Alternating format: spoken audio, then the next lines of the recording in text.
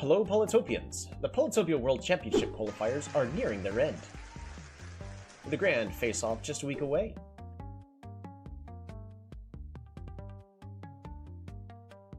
Four last spots were available for players to secure their place in the finals. Today, we'll be showing you the Ai-Mo qualifier, won by Yeti Peaks, and the Vengir qualifier, taken by Crocs at School. First, we'll head to the calm and peaceful Ai-Mo lands. We'll witness a tech arms race infused with philosophy from the very start. Then, we'll move to the harsh Vengir wastelands, where the clash of swords and the smell of blood are part of everyday life. If you'd like to follow the qualifiers, all the details are in the description. Let's get started. Hello everyone, MidgetTube here, or Gato Azul if you prefer. Today we've got something really special for you. We'll be checking out the Ai-Mo and Vengir Championship qualifiers. Sorry for this delay, we had some technical issues. And as always, I've got two very great guests with me today.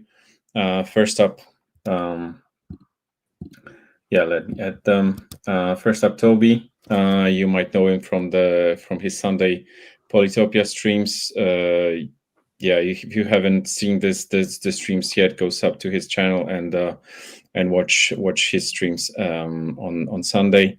I'll also paste a link in the chat. And also with me today, Ferrikster.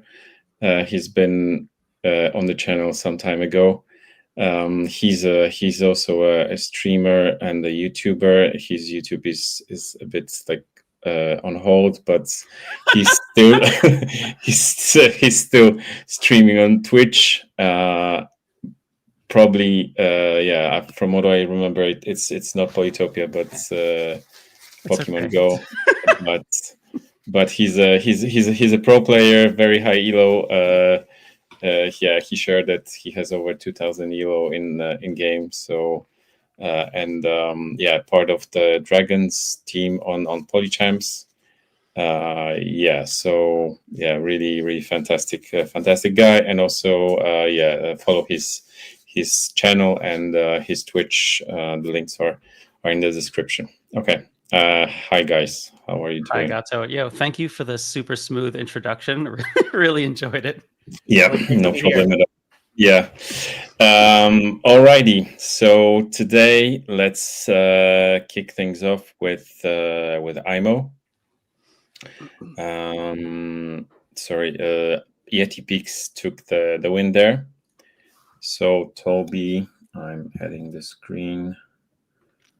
Add to stage, change the view. Okay, so we are ready. Yeah, so it's Ai-Mo, Yeti Peaks against who's forgive me if I mispronounce it. It's yes. Barat. Okay. From that, so we have Yeti for this game is the host, and Barat is playing as the Vengir White. Ai-Mo is a very fun, peaceful tribe to play, where if you want to gamble that there's no combat on the first 5 turns, actually, no, that's the old Ai-Mo that I'm talking about. They no longer have meditation at this point. Someone that might be better to let us know how Ai-Mo nowadays plays, Ferrikster. It's philosophy, Tolbby. It's philosophy. I still rush meditation anyway. So Ai-Mo opens with philosophy on the board. That makes all of their techs a lot cheaper. You can start off an Ai-Mo game by taking that T0 meditation, so you're not that far off. Since you only have one city to start with, philosophy reduces the tech costs, so both of your tier 1 and tier 2 techs are only 4 stars. So you could afford to still take that kind of pacifist route and go for that early monument. But I think it's a little bit more common to take a tech like hunting or organization or something and get your first workshop going first. But I guess we'll see how it goes. If I was playing a 196 sized map, I probably wouldn't go for meditation first, because if you end up encountering your opponent really early, not getting slapped and not being able to slap them back, it doesn't feel too great. It doesn't feel too great. It's not worth 3 pops. I'd rather be spinning those extra stars, getting 3 pops and a military. Yeah. Hey, can you set the stage really quick? What is this game from? Is this from the qualifier group stages? What are we watching here? Alrighty, so this one's going to be Yeti Peaks versus Barat. This is in the group stage for the qualifier finals. Don't exactly know who won this game in particular yet. Those of you who's been watching already know, but this one is going to be at 196 Lakes. So we have our 2 suburbs, as always. That means that within space of your capital, you have maybe 1 and 2 cities right out of the gates that you can expand onto. And you're guaranteed 2 cities within movable reach. That makes it mostly fair on that part. But after that, it's anybody's game. What we're then looking at over here is we've got water. We could potentially have the water spreading outwards out here. So we, for instance, Barat has 3 locations they could be starting at. And while Yeti technically has a 3rd, but there's no starting resources here in the west. So we've got a predefined 2 locations to go for our starting plays for Yeti. So we're looking at potential warriors out of their starting plays, or are we going to be seeing a really risky, since it's an Ai-Mo mirror meditation right out of the gates? What is your expectations on that? I mean, I haven't played a lot of Ai-Mo 196. My inclination would be to just make a T0 warrior and save up a little and probably go for a workshop after that. But I guess we'll find out. Alrighty, without further ado, let's let our 2 starting players begin with their opening warriors. Right out of the gates, meditation coming out of Yeti right from the gates. What? Who would do something like that? All right. And immediately, so we're seeing the divide of a quick expansion, getting our 2 suburbs, whereas we're having it 1 turn delayed by Yeti heading over to the east. So it's going to be a little while. But, and we can also see right here, we have a potential brawl for the ruins. Nah, looks like Yeti's going to be able to get this one for free. And there's the climbing tech. I'm actually really nervous to see, are we going to be seeing this Mindbender heading straight north? Oh, that is not at all what you want to see. That Mindbender is gone. Immediately picking up writing in response. I mean, that does mean he's going to sacrifice taking that ruin. Bop.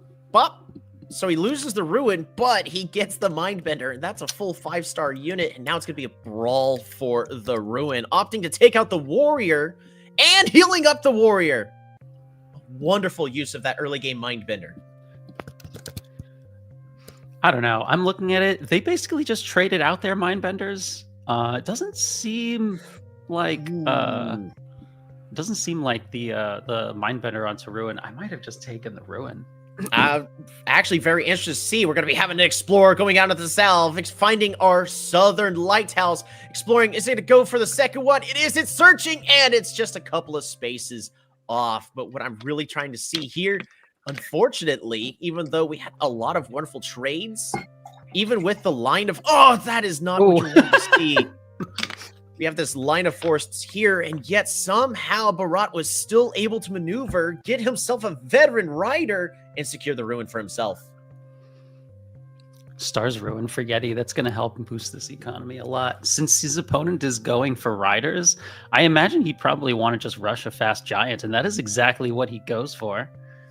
It's a beautiful giant right there, able to level up his city in the back, further bolstering his economy. Ai-Mo is a tribe that likes to get a strong early economy because thanks to their philosophy tech, they have access to nearly everything at very little cost. Yeah, I'm surprised at the way Barat is getting pushed back. I mean, it's all archers, and they don't really have that much to stand behind either. There's like 1 warrior in the front. It feels like Barat could break that and kind of assault that central city. Very true. We are actually seeing a pretty solid wall being established from both players, so neither one are budging. But what I want to bring your attention to is this city here in the east. We have rafts, not even upgraded, making their way over to the eastern side, and it looks like Barat is going to win yet another race.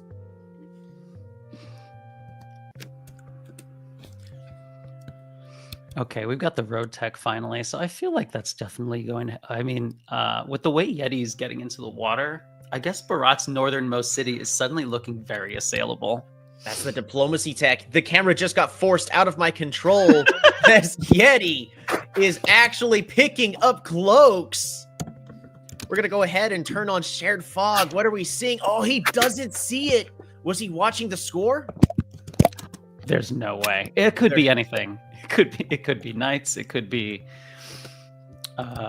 it could have been swordsmen. Actually, he's got that tech also. Yeti just has like all of the techs right now. Yeti has picked up all the techs despite being really low on unit. Oh, he's roading forward. He's going to be securing the ruins for himself. I feel like he should have held back a little bit and waited till he could really go for that city. Yeti lands a cloak, though, and that's going to add a lot of pressure, especially if he just keeps those coming. It's going to be very hard to defend that. Absolutely. We'll be finding out in just a little bit if we have a new chain of cloaks that are going to be occurring every single time. Not only is it giving him free daggers, but it's also taking away economy from the opponent. There's a second, a third. Those cloaks are going straight from the capital to the city of Fidi. Oh yeah, those are never going to stop. I feel like Barat's best option at this point would be to seize control of that southern lake and use that to kind of pressure the center. Because if he can control that space, then he can basically cut off the main line of attack. And that would also probably help him completely secure the south. Like, I feel like that would be very key here. But, you know, if Yeti's going to keep attention on the northern city, then it's going to be difficult for him to spend that much on Navy. It's going to be very difficult indeed, especially with this Juggernaut threatening a whole bunch of extra damage at any given time. It has been sitting there menacingly as the Juggernauts are actually migrating to that southern lake you were talking about. Looks like Yeti's seeing the way that Barat could be fighting back for control, and we have a skirmish here in the far eastern city as well. Veteran swordsman right over here. I like that Barat got himself trade and set up those markets. That's going to help him deal with the economic loss from that northern city really well. Oh, that's a defender siege. I just want to bring up the beauty of this play, bringing this Juggernaut to act as a body to prevent any form of assistance, forcing the opponent in order to do a giant push. Even though this game is currently 4 cities to 5 in Barat's favor, it's looking the exact opposite from the view I'm currently seeing.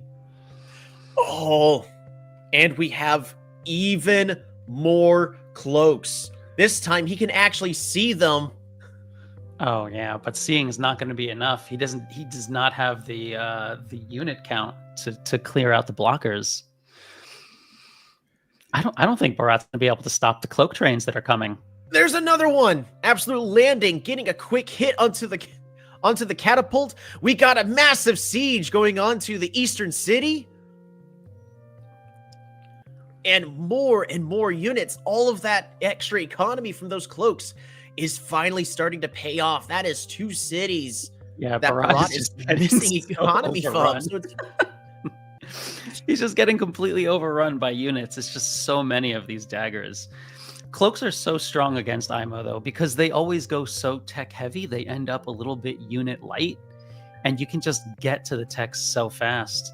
Oh, beautiful siege followed up. That is every single space absolutely being conquered. There is just one lone Juggernaut is the only defender. Catapults are trying to rain down protection here in City of Fidi. He sends the giant in. I mean, he doesn't have no control over the water, but he needs full control and fast. He gets a knight. That's going to help out a lot. If he can get it over there. There's some mountains in the way, though, that are going to make that very difficult for him. There's a siege of his capital. There's a siege on the city of the capital of Tolbby. That is not good at all. There's so much on fire. I didn't even notice that. There's so much going on in this game. Sieges left and right from the west, the east, the capital. That's it. That's the game. Yeah. At that point, Barat completely overwhelmed on every single point, despite having more water access, has to throw in the towel. Okay, so tell me what happened here. Why did Barat actually lose, even though he had an optical advantage with All good right. access to both waters. I mean, Tolbby flew through this game pretty fast, but I did feel like there were a decent amount of times where Yeti got a little bit better efficiency. And I mean, the cloaks helped a lot, but I think even just his general micro was a little bit better. Like, Barat went for riders and relatively early roads, even though he saw what the terrain was like. And even after you've seen what the terrain is like because of this one tree that he has, I can't highlight, but Tolbby totally can. So there's this one tree that kind of is, right there. That doesn't allow for riders to enter in and attack that central city and still retreat. Like, they'd only be able to retreat onto the forest. So that one forest being there, I think, really prevented him, along with the two mountains, from being able to really utilize riders that well to begin with. So he did kind of end up with a tech that wasn't really as good. Meanwhile, Yeti, with his early archers, was kind of able to just stay back. Do you think that he should have gone archery like Yeti, or? I don't know that archery would necessarily have helped him there, because he wanted to be in like a position where he could, if he wanted to be in a position where he'd be able to attack that central city. Archers don't really have the kind of range that they would need to get through that first wall. The way to do it would either have been to border growth his northern city and then chop that tree so that his riders can become useful, or just to have used his riders and mostly migrated south after he discovered that the enemy was there. Because I feel like going riders or just skipping that right off the bat and going straight to naval tech would have enabled him to take control of the south more quickly, get over to the east faster. Because if he's not going to be able to push through a choke point, then why try to use extra resources to poke through such a defensible point, right? Just kind of go around, move to where your enemy isn't, take those free bases while they're still free. Yeah, those three mountains also helped Yeti. Quite a lot. It left Yeti with a very defensible position, but Yeti identified, like, okay, I've established control over this space. I just need to hold this front and spend as little as possible on this front while I, spend more on expanding away. And I think he did a better job of that. And then, identifying his need to take control of the lake in the south, I think that was really important also. Because once he gained control of that, it just became impossible for Barat to reinforce his southeastmost city. And that was, when that city really started to fall. Tolbby? I agree with every single one of those points. I think the other important thing to bring up about why the immediate response of riders was absolutely the correct thing to do, because without the need of riders, without getting riders, the entire front would be falling. Warriors are just too slow. However, it's the follow-up immediately afterwards of what are we doing with this tree? It is literally this one tile that made things very difficult. So that is a very important thing to be bringing up. But at this point, he's investing so much into riders. Let's look at this right over here. We have 1, we have 2, we have 3, 4, 5, whereas we just have 3 units here, and we have a 6th unit just circling around. So many units are on the board. All those riders, it could have just been a port. It could have been fishing, could have been a port. Could have been fishing, could have been a port. It could have been just more economy immediately, because once he had enough to fight for this ruin and at least prevent the opponent from catching it, really at that point, that's when that was enough. We'll even bring up the following turn where he makes the push, gets the kill, gets the veteran. And then that was a decent play to take the ruin, but after that, he really needs to stop overspending on this. Just look at these 3 riders; they're not doing too much. I mean, he can level 3 all of his bases now, right? At least I forget what he did at this point in the game, but he really just needed to make some warriors in his southern city, get into the water. Just look at how that city that Yeti has in the middle of the map. You can't assault that over land. Like, you need naval control. Especially after this explorer, he sees everything. He would know exactly what he needs. And he could just get into the water and he could deny that one land bridge that Yeti has over that mountain. He would have been able to take control of that entire thing. And then it would have been like 6 cities to 3. Yeti would have stood no chance. So it was 100% winnable for Barat, but I think Yeti just outplayed. Mm. It's hard to see that though, in the moment when you're trying to do so many actions per minute and trying to think through your strategy. Of course, because it's time pressure as well, so we have to keep that in mind. We don't know what the time pressure was like. 24-hour moves when you can plan everything.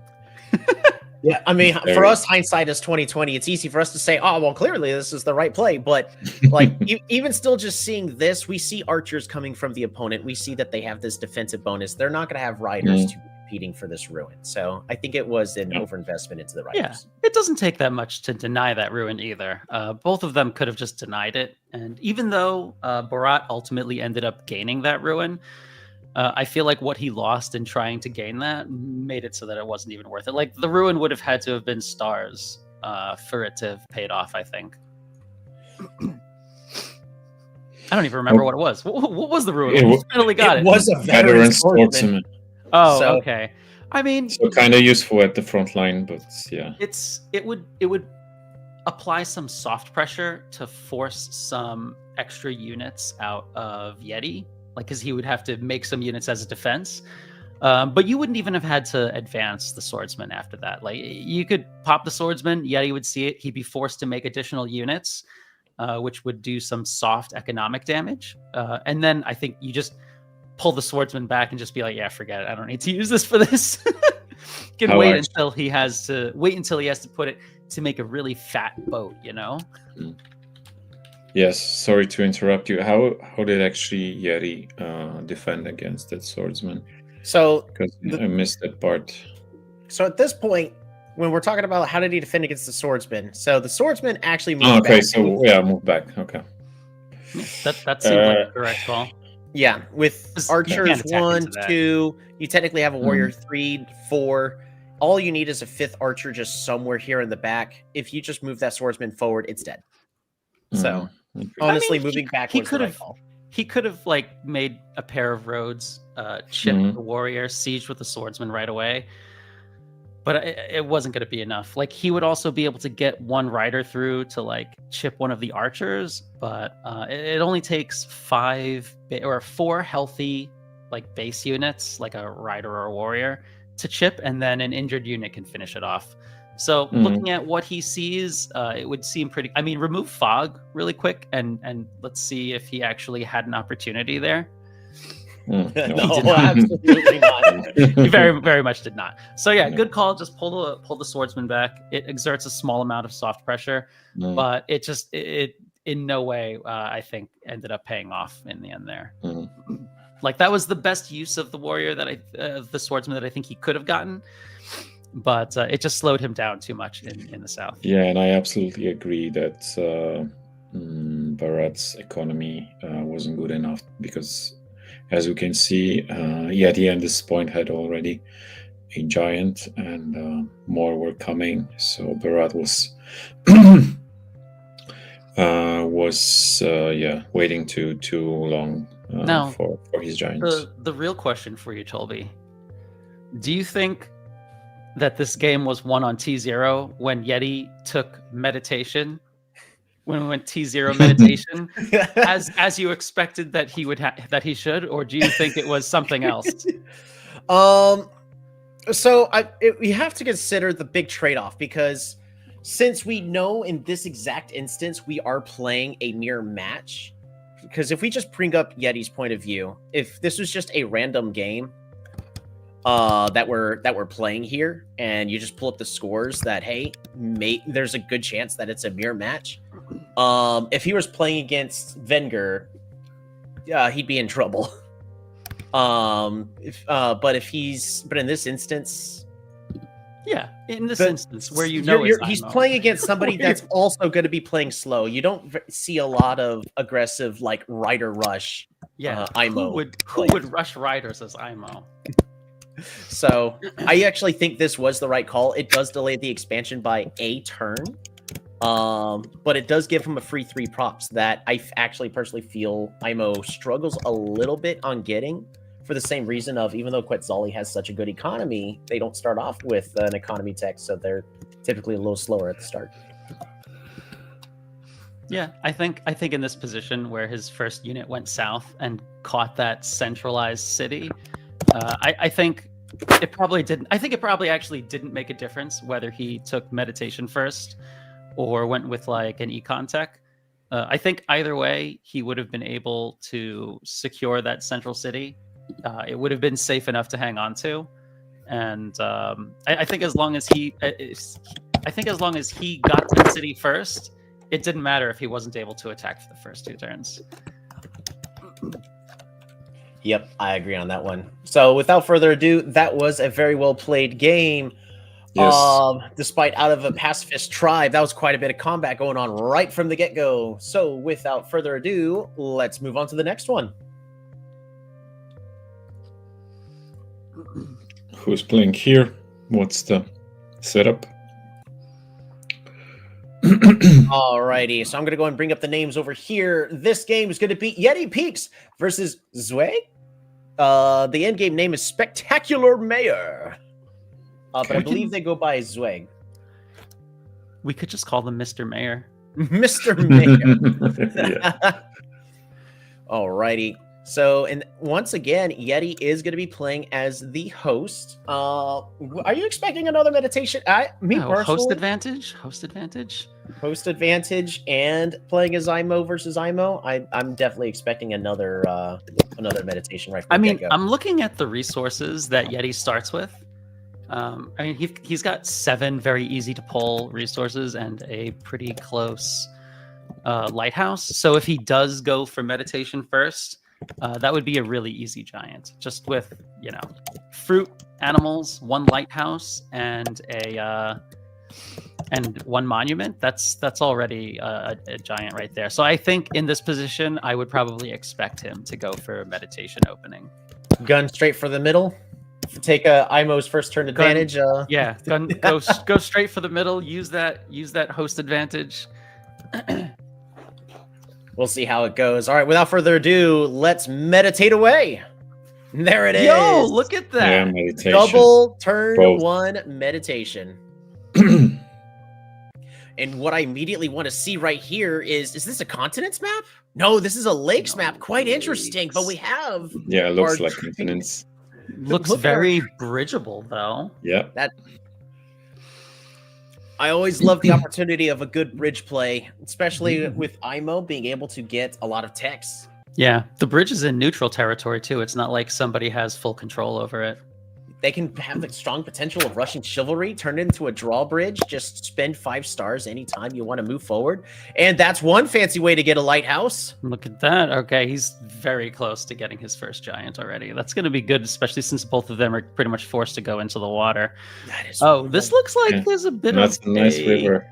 Yeah. Oh my goodness. I would say this is a little bit of a terrain gen advantage for Mr. Mayor. I'm sorry, I forgot his real name already. Bridge. So we're definitely seeing a bridgeable spot right here. I'm absolutely expecting somebody to do a border growth. Okay. I was expecting more, but it's just 1. Yes. Bummer.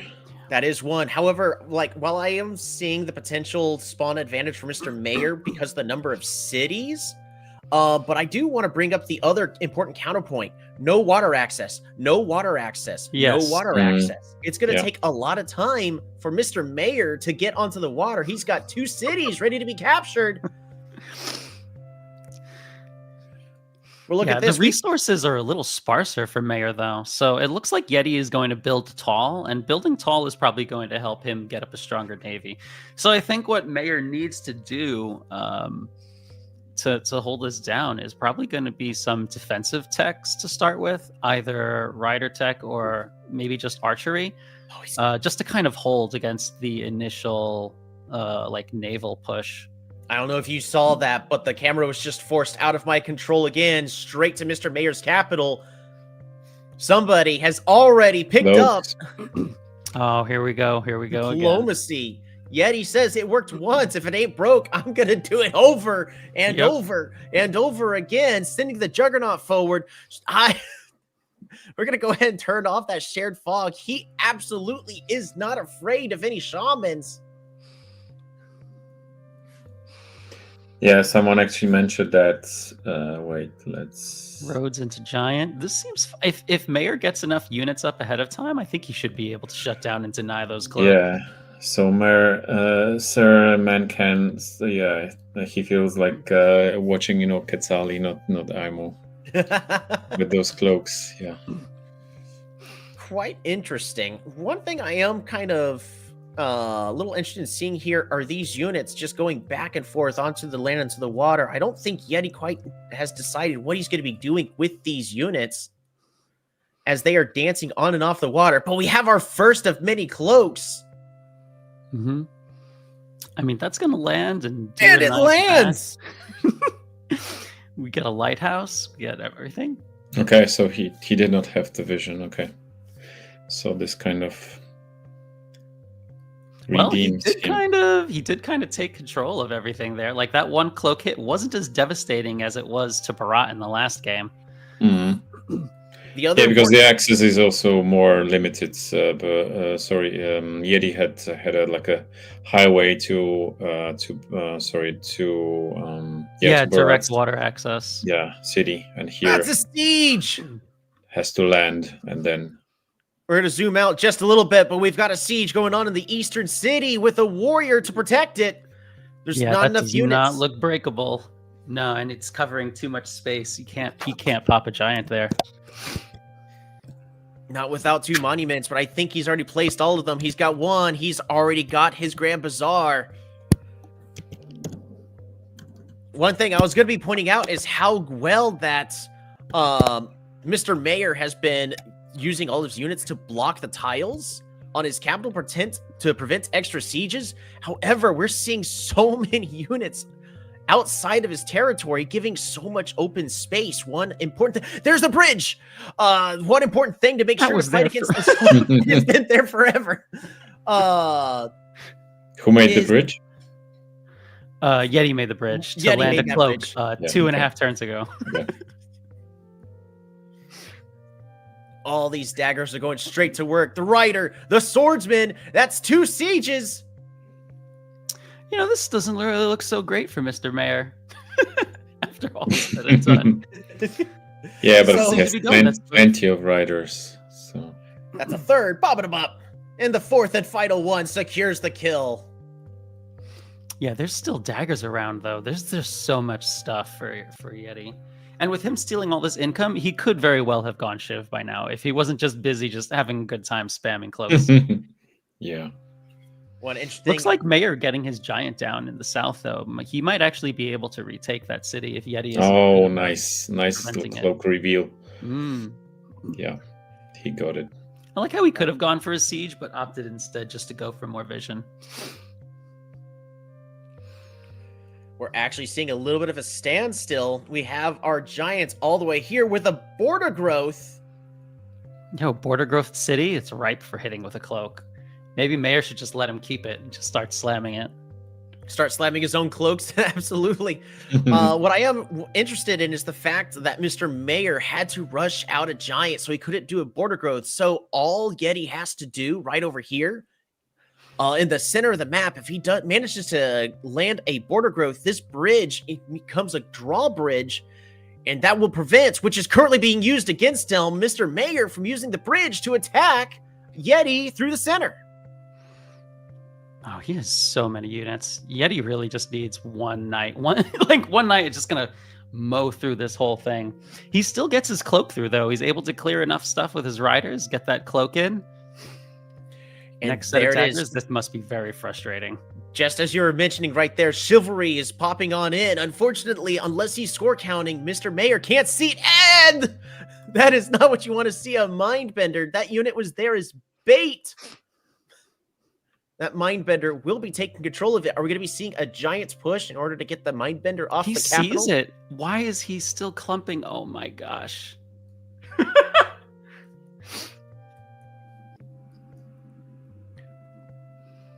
Oh no, that's the Giant push to take the Giants! Oof. Amazing play. Oh, misplay right there. Loses a Giant to that wonderful Mindbender push. Yeah, no, he had a huge available night chain also. And without trying on purpose, he actually sees the knight getting the road set up. That's a 1, 2, Oof. 3. Bop-a-da-bop. That is a 3 chain. Okay, all right. It could have been a lot worse. Like the turn before, oh my gosh, it would have eaten everything. I do want to point out right over here in the east, as combat's still happening in the west, the giant is still parked right there next to that capital, menacingly saying, if you take that defender off, I will be the first to take that city. Secures the kill with the defender.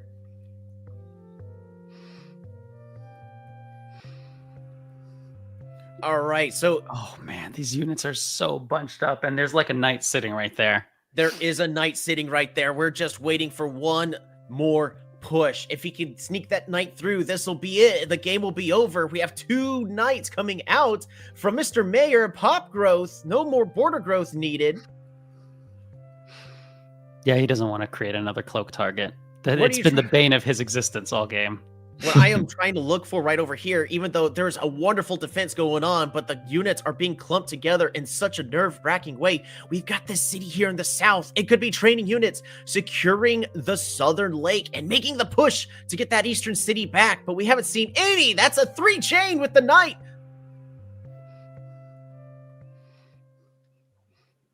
Mayor's kind of losing control of his wall in the north. Like that giant of Yetis kept getting healed. Oh, 3, nice. 4. That is a 4 Nice. chain straight through the capital of Yeti. He's now from a dominating position, now on that back pedal for the exact same reason that put him in that winning position in the first place. Look at that. Yeti just can't produce any units in so many of his bases. Like half of his bases right now, they can't even build anything. Yep. Quite fascinating right there. The defender is just allowed to walk on in because of all the catapults. Destroys everything. Bop-a-da-bop. All the units are being left at 1, at 8. A wall of giants, a wall of defenders. The catapults far behind. Where did this all go wrong for Yeti? He is currently on the back pedal from originally dominating position. Look at this wonderful spacing going on right over here. A solid spec, but there's a gap. 3, 4, 5, 6, 7. What about Yeti the spacing finds in it. the middle? Oh man. Bop-a-da-bop, 2. Bop-a-da-bop, 3. That's a ping, 4. That's another ping, 5, broke through. 6. Bop-a-da-bop, 7. Oh man, Mayor's running real low on units all of a sudden, and he had so many too last turn. Knights, the absolute equalizer of unit counts. It doesn't matter how many you got if they're all lined up in a perfect line. He's just got so much production though. I know that if Mayor plays it well and spaces his units a little bit, that he'll definitely be able to take control of this game. Just keep pumping knights and just ram it into stuff. A 6-4 city game. That's a 1. Bop-a-da-bop. 2, 3, 4. Why does he keep making catapults in the front? Oh my gosh. That's a double siege with the cloak over here trying to sneak around through. 3. That's another 3 chain.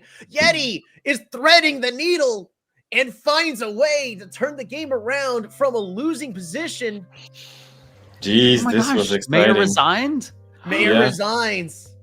He's got 6 cities to 4. Oh man. Yeah, but he got hit with two chains, and like he has no units. 2 chains, 2 cities being sieged, a city that produces nothing. Yeah. And at this point, what is this cloak gonna do to this versus this knight? He's got a mind bender. Run and hide. So I see like a kind of rookie's excitement here. So he thought he had Yeti on the plate already, because at some point this was like a lost game for Yeti, but he was able to recover. Okay, your thoughts, guys? I mean, okay. I feel like Yeti got himself a pretty early advantage in like technology, and he definitely had some tempo there when he started landing his cloaks. Mm. I think Mayer actually did a pretty decent job of managing that. Like, he was able to get his giants up just in time, which is something that, like, oh, let me make my cities taller. You know, it doesn't really seem like the answer to dealing with cloaks, but because of Yeti's like early giant being there and the cloaks following up, if Mayer didn't pop a few of his own giants, he wasn't going to be able to push that giant back, and he wouldn't have been able to get, you know, units into a position where they could actually block and deal with those cloaks.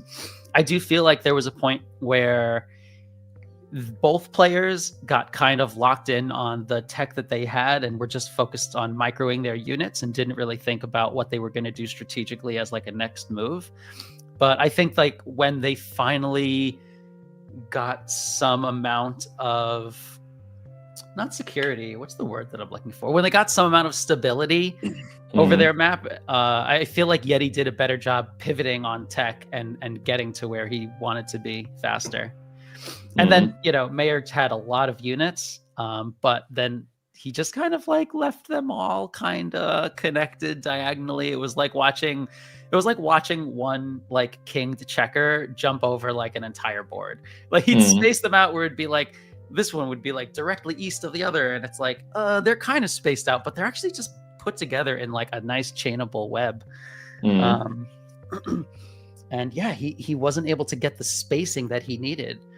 But I know that like at every point in the game, something that Mayer did have going for him though was that he had 3 cities that were kind of in the back that he'd always be able to safely produce units out of. If he did a better job like protecting his units, I think he could have eventually set up kind of like a more solid defense, especially once he had stolen that one city from Yeti. Like once that city was stolen, Yeti didn't really have any city where he could like safely produce from. If Mayer just kept better control of his units, didn't line them all up in gigantic, huge lines. Yeah, I think he could have used his unit positioning to kind of prevent Yeti from being able to even make units in like his capital, and then it would have been basically like 3 producing cities versus 6 producing cities. So really just much better micro out of Yeti Peaks in this game. And that was ultimately what ended up, sealing out the game.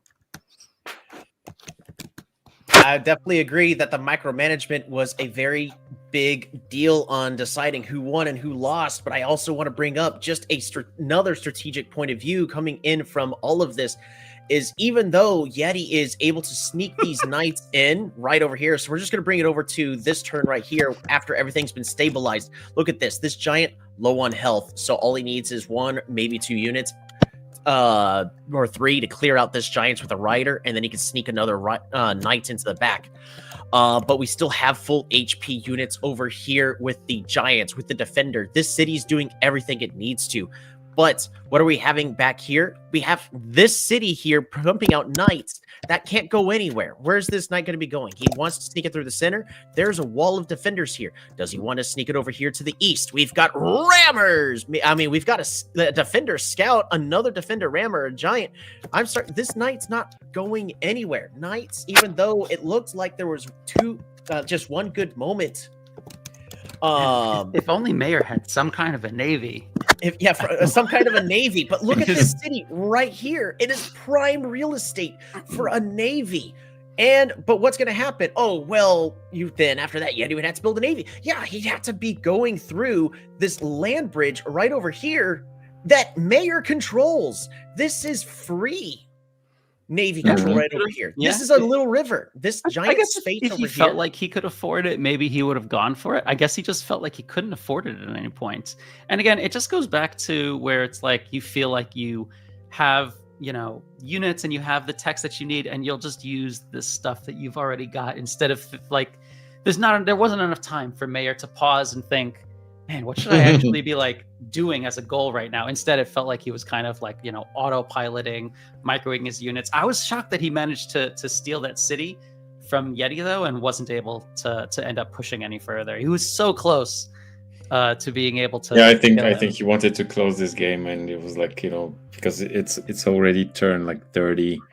So it's a long game. For this So, game, yeah, it's probably been already going on for an hour and a half, so probably Yeah. getting a little tired. So I like But- Justini in the chat saying in quotes, "Surely this catapult will be safe." Yeah. But yeah, so I would have loved to have seen more of an economy coming out from Mr. Mayor and get onto the lake over here, because this is not enough space over here for Yeti to be building a navy, especially since Mayor took the city. So if he could have, instead of trying to close out the game, played a little defensive, improve the economy, I think he would have won. I think it's Mhm. interesting that we didn't see any markets out of anyone. Mayor That is even true. has his markets Yep. kind of set up for him, Mhm. where he's got a few like level 3 spots, I think a level 4 spot or something. Like he was ripe for it. He left spaces for them and just ended up and like didn't need them, I guess, or didn't feel like he wanted it. Maybe he just couldn't afford. I think it was specifically this turn here that he potentially could have, because he's trading more catapults here. What are these catapults going to do? What's this cloak going to do? Unfortunately, not really anything. So Mhm. he definitely could have tried playing a little more defensively, and just started getting out the stronger economy. Yeti had naval control in the east already, so he was kind of limited in what he could do over there. But if he just kind of focused on like defending that city over, because there's nothing really that Yeti has that's so bulky in the east that it really threatens to capture if you keep your units back far enough. But I think he was just what's the word, traumatized from like the cloaks in the early game, that he felt like I have to leave my units further forward to be able to detect and prevent these cloak hits. And then like, it turned out knights came in and were also traumatizing, and he just like Yeah, one big trauma. yeah. Okay. Overall, that was very well played by Yeti, especially in that Yeah. control game. Yeah, big comeback. Okay, let's go to game number 3, the big final. Alrighty, let me go ahead and get all this stuff set up. What we're going to be having over here is going to be Yeti not having the host advantage. Oh my gosh, Yeti with no host advantage? Ever will he do? Sunnyflower versus Yeti Peaks. This one for the finals. Oh, we immediately got spoiled on the immediate play that happened. But what are we looking at over here? First and most importantly, it's not an Ai-Mo mirror. We've got the skin Tolbby. Totally, yeah. In my opinion, this skin is totally awesome. One of my favorites. Mm-hmm. What are you seeing over here? What's your take on this map so far? I mean, we see early water in the center, and we see like looks like better resources for Yeti, I guess. Right? That's Yeti in the white. Yep, that's Yeti in the white. And who is our player in the Ai-Mo color? Sunnyflower. Sunnyflower. Oh, Sunnyflower. Okay.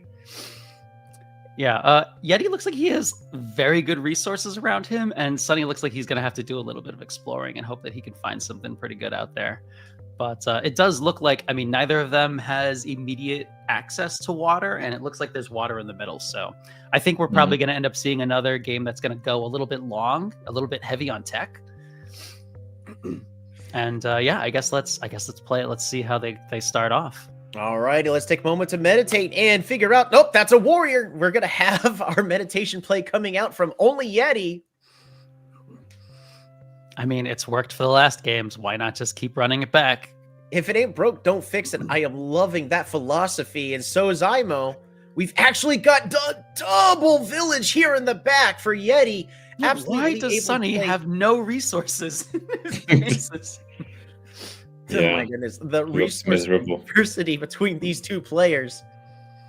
Like, this is actually one of the times where I think Sunnyflower really maybe should have gone meditation, just because his resources are kind of potato. Like, he doesn't really have a lot of stuff. So getting those early workshops, it's like you're not really going to be able to advance that much farther. Right, ends up picking up mining for his one mine right over here next to one of the cities. He needs that to workshop that base, though. Oh man. I see we've got one pivotal village in the middle on the on that one little channel of land. Oh, there's the explorer deciding is going to do its job and find that workshop far in the back, and then he's going to dance around real Lighthouse. happily. It's a lighthouse, but it's okay. So many buildings, and they all have different names. They all have different names. So I am already seeing a turn 7 giant. The resource discrepancy in this game is massive, but we are now having a bigger picture of this map. What are you seeing right over here? I mean, I see a very pivotal village that everyone should really be trying to get. But it looks like Yeti is set up to grab that. And I'm still wondering how Sunny's going to pump out his first giant even. Like, he needs so many techs to get his first giant up. That's a border growth. Oh, You might border be able growth to in the get that north. with the Okay. border growth. I mean, that should lock down control of the northern area. Like, if he, gets into the water over there, he should be able to assault that other city from a fairly safe position. I am very interested in what I'm seeing. He can't have an economy, so he's pivoting straight towards a military. He's got access to swordsmen. He's got access to riders. He gets the snipe on the on the mindbender. Mm-hmm. Deny it for now, yeah. I don't know who's. I think Yeti's ultimately going to get that because he's going to have a much faster giant over there. And once you get past the initial units finding their cities, it usually comes down to who gets the giant into that central area first. And it looks like that is, in fact, going to be Yeti. He's doing a good job leveraging his resources. I mean, I would maybe have liked to see him go for, either mining or forestry to get towards some kind of like tier 3. Feels like his economy was rocketing up initially, but now it's kind of slowed down a little as I think he's trying to pivot more into units. Could you turn on off the shared fog, Tolbby? Oh, yeah. Yeah, let's turn that off. Yeah, there we go. Yeah. Mm-hmm. Not that much different, actually. It's They not all really both that have different. they both have considerably decent view of each other. Yeah, but we've got. Looks a like tier 3 Yeti's tech. getting his Yeti's Looks got his tech up way faster, and he's also set up for like a decent market setup. Nothing fantastical, but it should be more than enough. I don't love this play from non-Yeti. Oh man, from Sunny. Sunnyflower.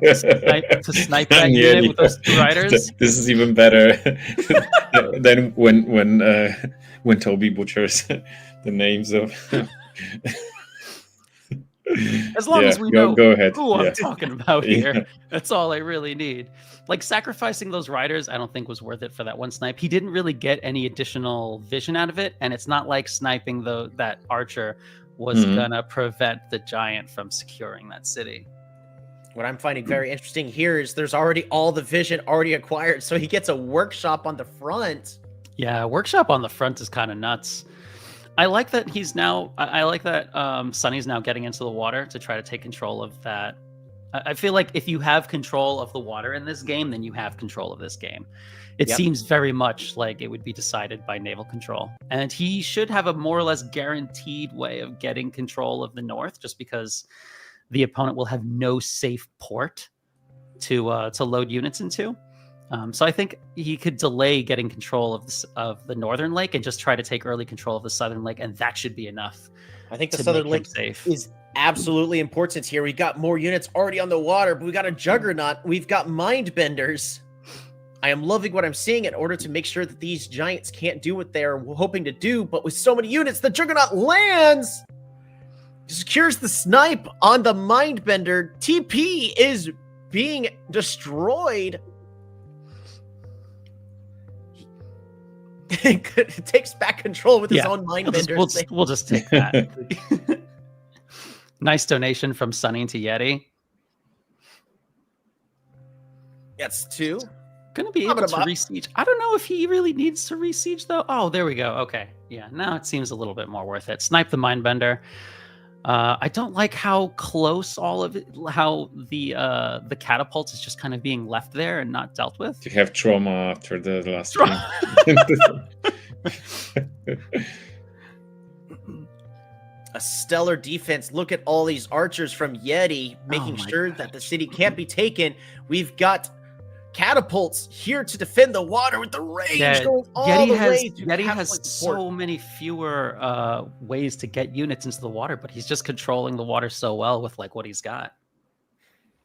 just look at the beautiful positioning of this Juggernaut. It is making sure that units can't safely get onto the port, but it's also making sure not a single unit can get to those catapults so they could do their job.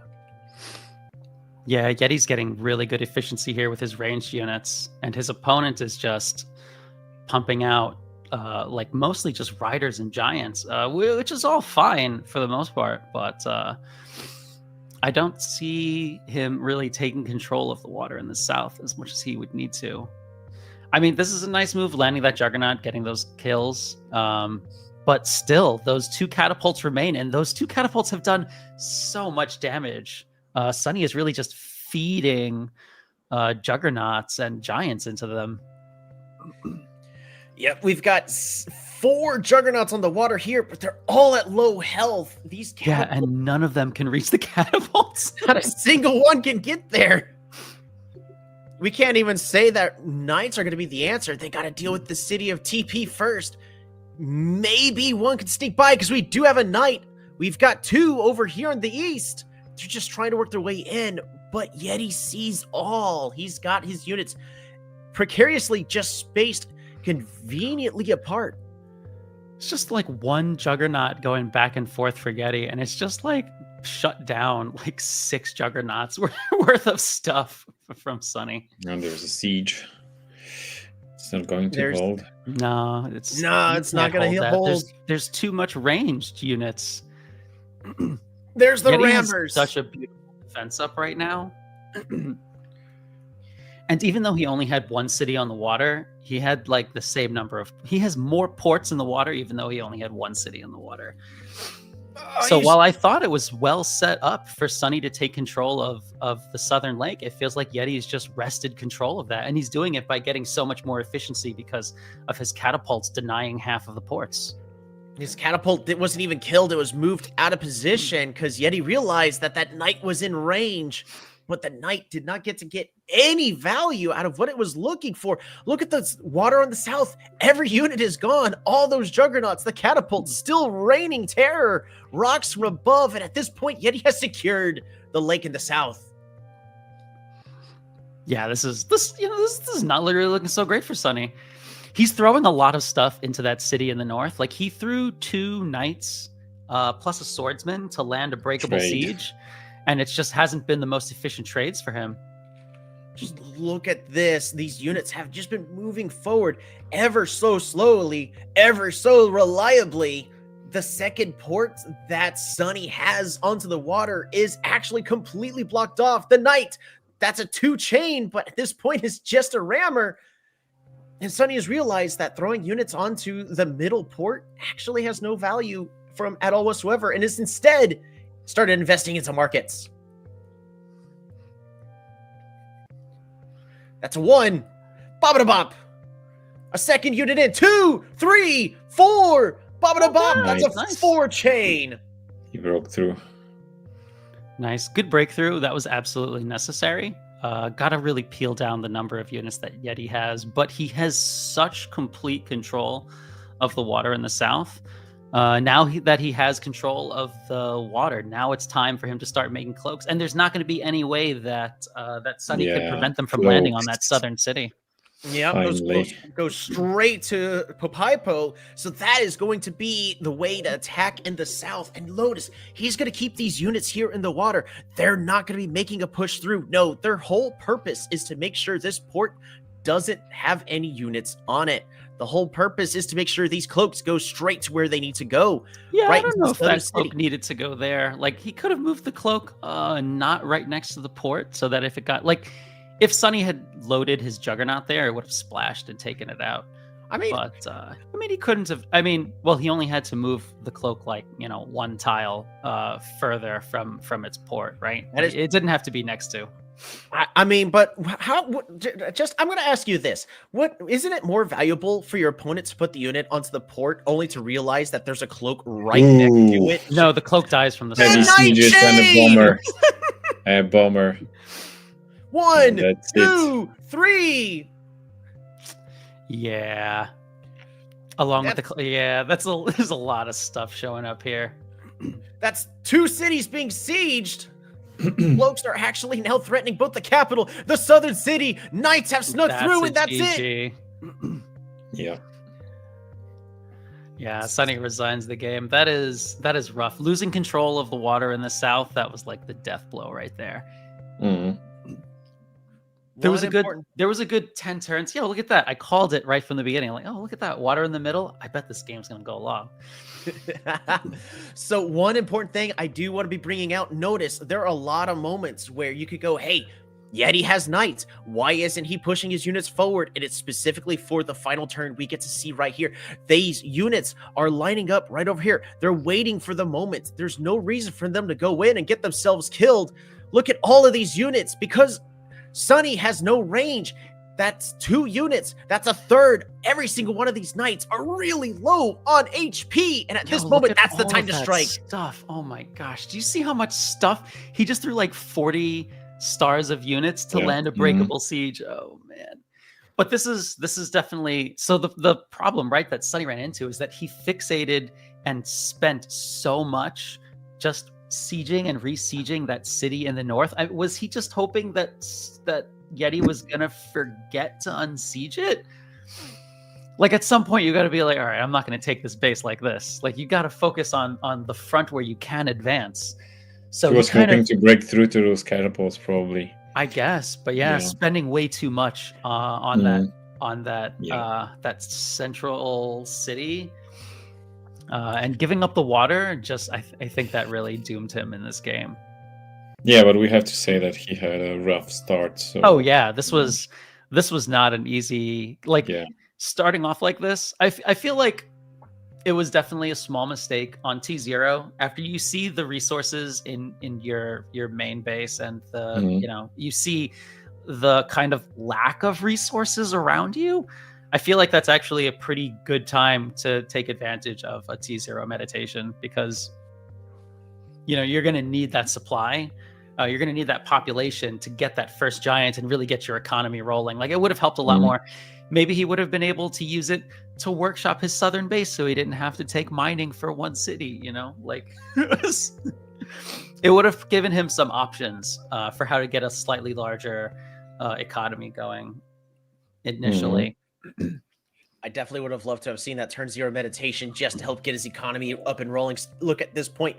He definitely would have had at least a level 3 city for extra stars for further snowball.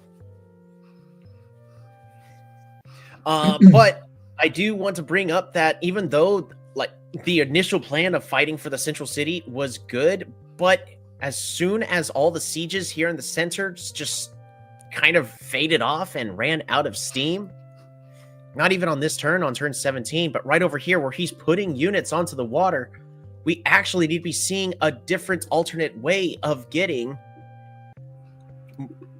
more power landed. This is already like way too late to be trying to assault that central city.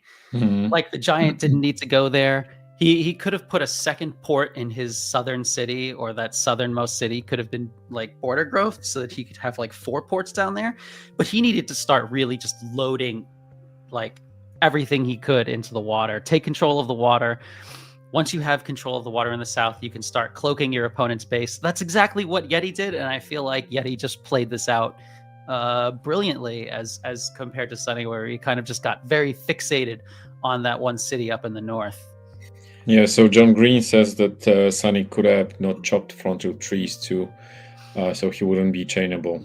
That would have made it a little bit better. I think one of the problems that Sunny ran into was that his terrain wasn't super favorable to protecting that area. Like he could have had a very solid wall of like trees and mountains.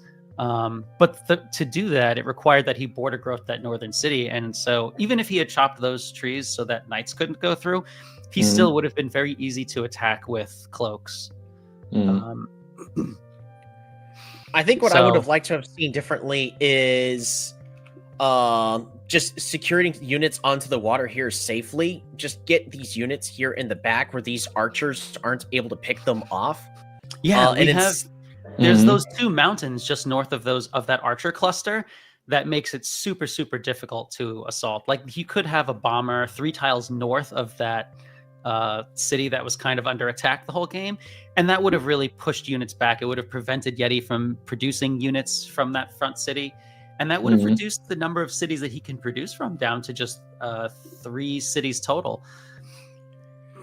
I think I also would have seen, even though he wouldn't have gotten a great economic advantage from it, but I would have loved to have seen mathematics actually coming out as well. Because just look at these 2 tiles right here. Look at how much potential water pressure these tiles would have been able to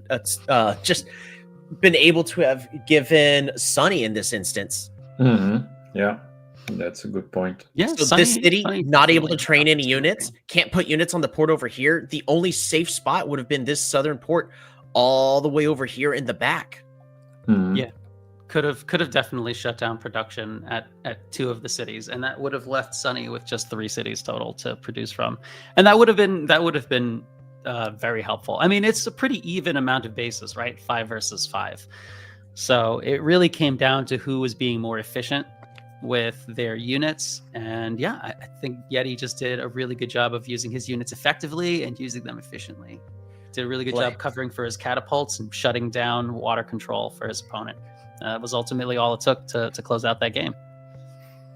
It was very well played indeed. One player was going all out offense, and the other one understood that the pacifist tribe just needs to be a little bit patient, wait, the right opportunity. Yeah, I think it's a good moment to invite our guest, the winner of the Ai-Mo qualifier, Yeti Peaks. How are you, Yeti? Hello. I'm doing fine, thank you. Yeah, great to have you here. So my first have you been question. Listening in on all the glazing? Yeah, I didn't understand the question. Yeah, I haven't asked it yet. So tell us how this whole qualifier went for you.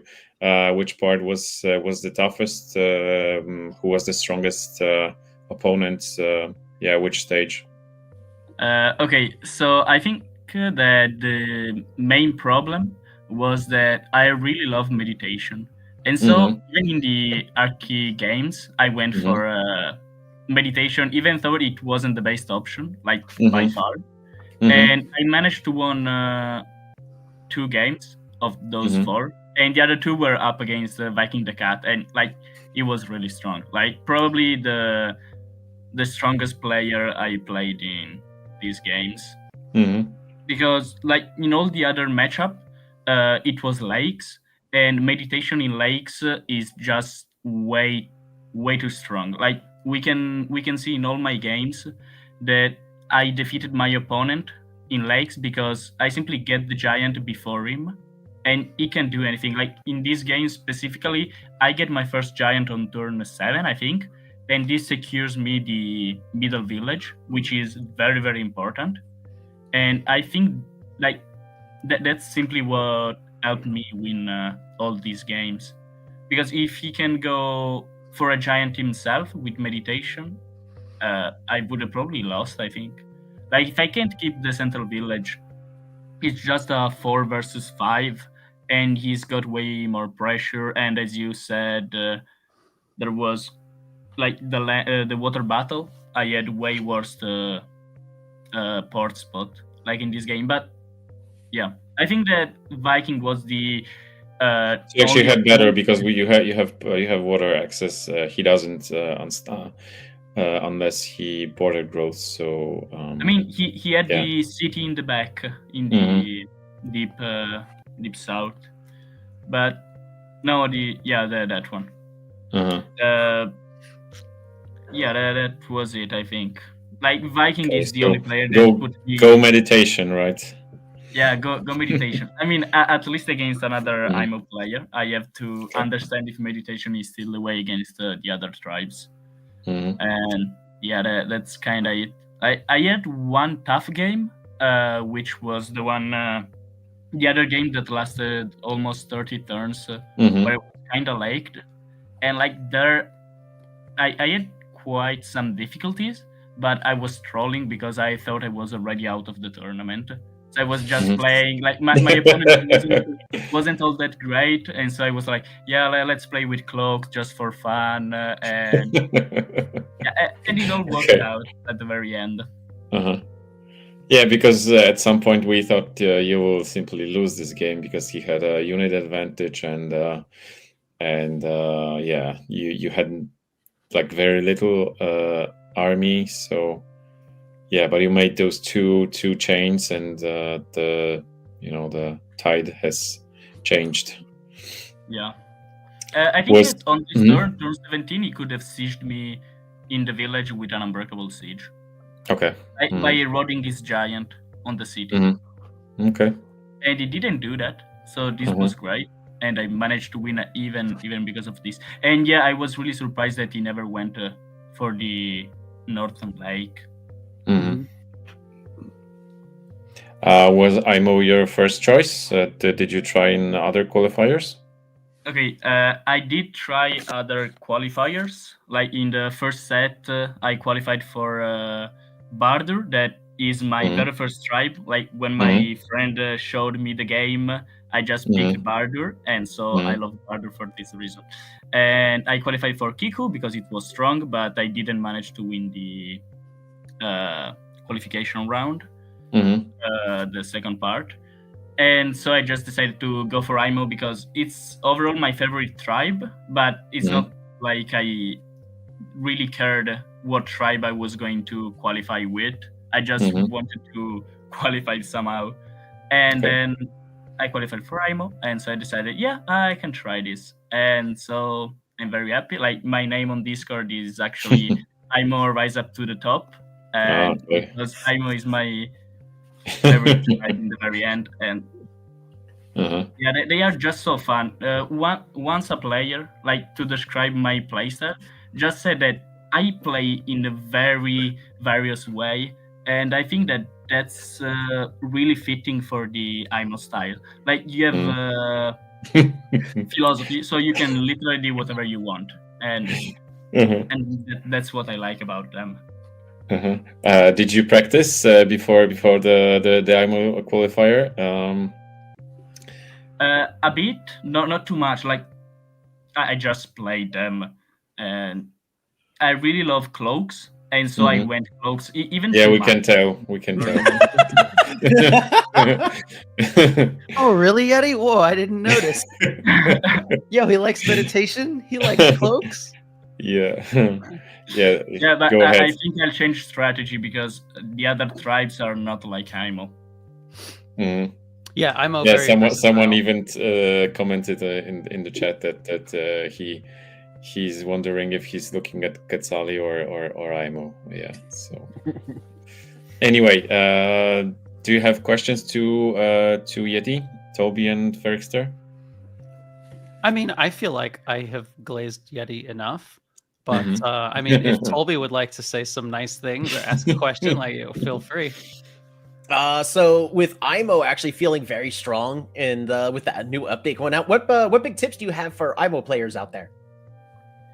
For Ai-Mo players out there,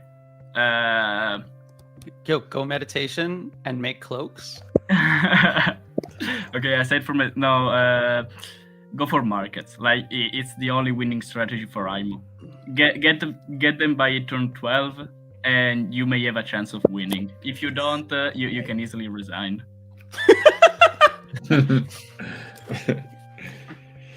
Unless it's a small map. In a small map, you don't need to go markets. For as far as Worlds is concerned, what do you think your odds are of winning the whole thing? Now that you are where you are. Okay, the whole thing, I don't think I've got much chance of winning it. Like there is a high chance. I think of the 12 tribe champions, I am surely in the higher half of those. So I suppose I can get to Sweden. Oh, nice. But winning the whole thing, like Ai-Mo is really strong, but it's not as strong as like turn 0 tribes, because they have in small maps they are way strong. Like if we talk about normal maps, I think Ai-Mo might be the strongest tribe of the game, But if we talk about small, it isn't. And we can see by a lot because in the very end, in all my games, I think I never went for markets. And markets are very, very important. And with Ai-Mo, it has many mountains. So if you want to go for markets, you need both forges and sawmills, but that's just too slow in such a small map. Yeah. Okay. So, yeah. I guess I'll look forward to seeing you play and lose in Sweden then. Can't wait. Yeah, sure. And anything else, guys? Nope. Okay. No, So thank you, Yeti. Congrats again for on this win in the Ai-Mo qualifier. I hope to see you in Sweden, and I hope you will win regardless. Yeah. Thank you very much. Good luck, and see you in the future. Thank you. Have a nice time commentating. I think Vengir, it's now time. Yes, now it's time for Vengir. Okay. Swords and blood. Yeah. Okay, bye. Okay, so it was Yeti, so now let's move to Vengir, and our champion here is Crocs to School. I like how Yeti just calls it like, yeah, I'm going to go to Sweden and I'm going to die. All right. Peaceful, like. So I'm sure everybody has had enough of the peaceful games. I'm sure everyone wants some blood, and we have just the games y'all are looking for. We're bringing you Vengir, the tribe that starts off with swords, an absolute nightmare for any nearby neighbors, as they're going to come and take and pillage all of your lands. So who's who in this start off, and what are we? This is Big Dictator. Which is that?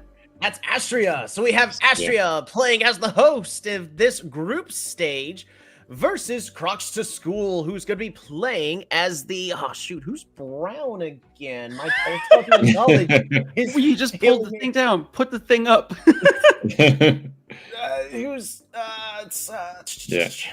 Crocs. Crocs versus Australia. Oh, right. Okay. It's Goalie's favorite tribe.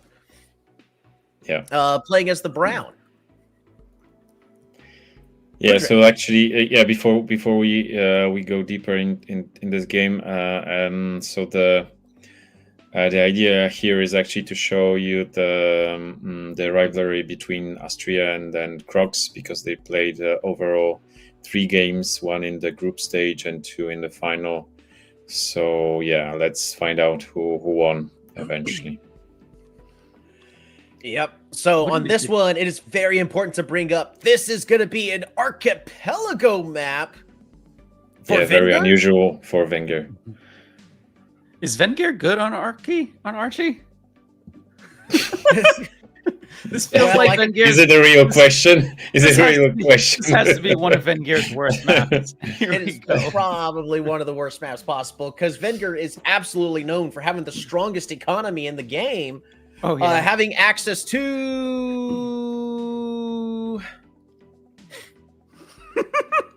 All right, so Ferrikster, go ahead and guide us through this. So, Ferrikster. Stop reading it. Just listen to the sound of my voice. Ferrikster. I'm saying it for you. Ferrikster. Hold on, we're gonna have to pull up text to speech. I need somebody else to. I need somebody else to say it. Oh my gosh. Ferrikster. Yes. Ferrikster. Alrighty, Ferrikster. Guide us through Archipelago. What are we looking for on this one? Well, normally on an archipelago map, you'd be going for some kind of way to quickly workshop your units, and usually that would be fishing. But Vengir actually has a comically low fish spawn rate of like 0.1 or something. So in general, they'll have an average of less than 1 fish per city. So it's going to be pretty tough to get their initial economies rolling. The more common way to get your economy rolling as Vengir is either with hunting or with mining.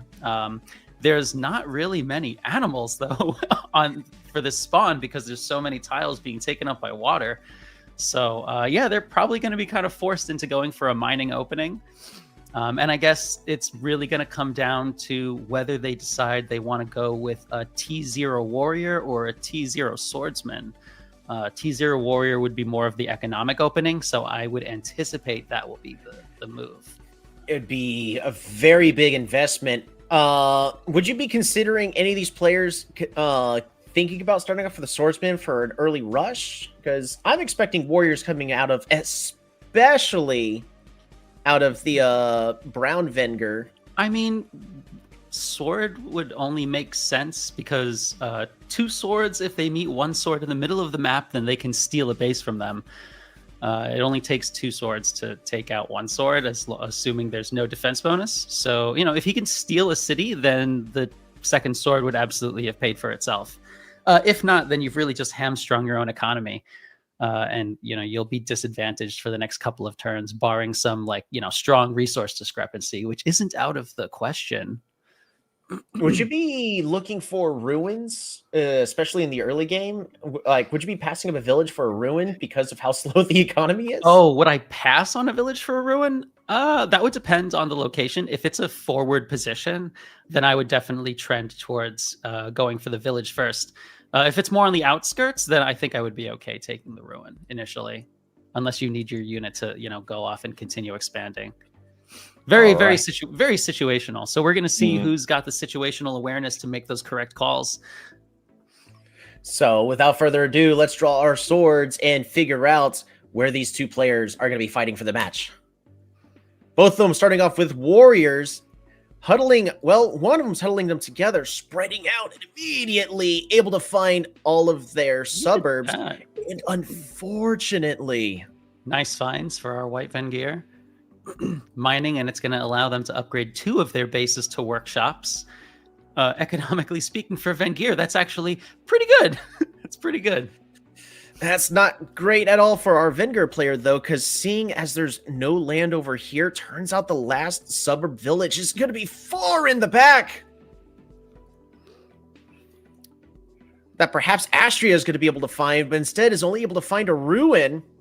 Immediately getting a level 3 village in the center with no city walls. And that's another veteran swordsman. Yeah, there weren't enough swords, so good of him to get an extra sword. Surprised he made a wall down there, but I guess, yeah, he's under a lot of pressure right now. Made a wall for the warrior. Warriors are cheaper units, but he will lose those fights as soon as they leave the walls. That's 2, bop-a-da-bop, and that's a 3rd for the kill. And look at this unit micromanagement all happening in the center. We're not going to be seeing a long economic game. It's all going to be through these small micromanaging plays. Look at that, 3 nearly dead units, but there's nothing to solidify a kill. Yeah, our white Vengir kind of has his first port up, and he's getting into the water. He's going to be able to out-expand Brown. Could you switch the shared fork, Tolbby? Yeah. There we go. The 1 tile was now hidden.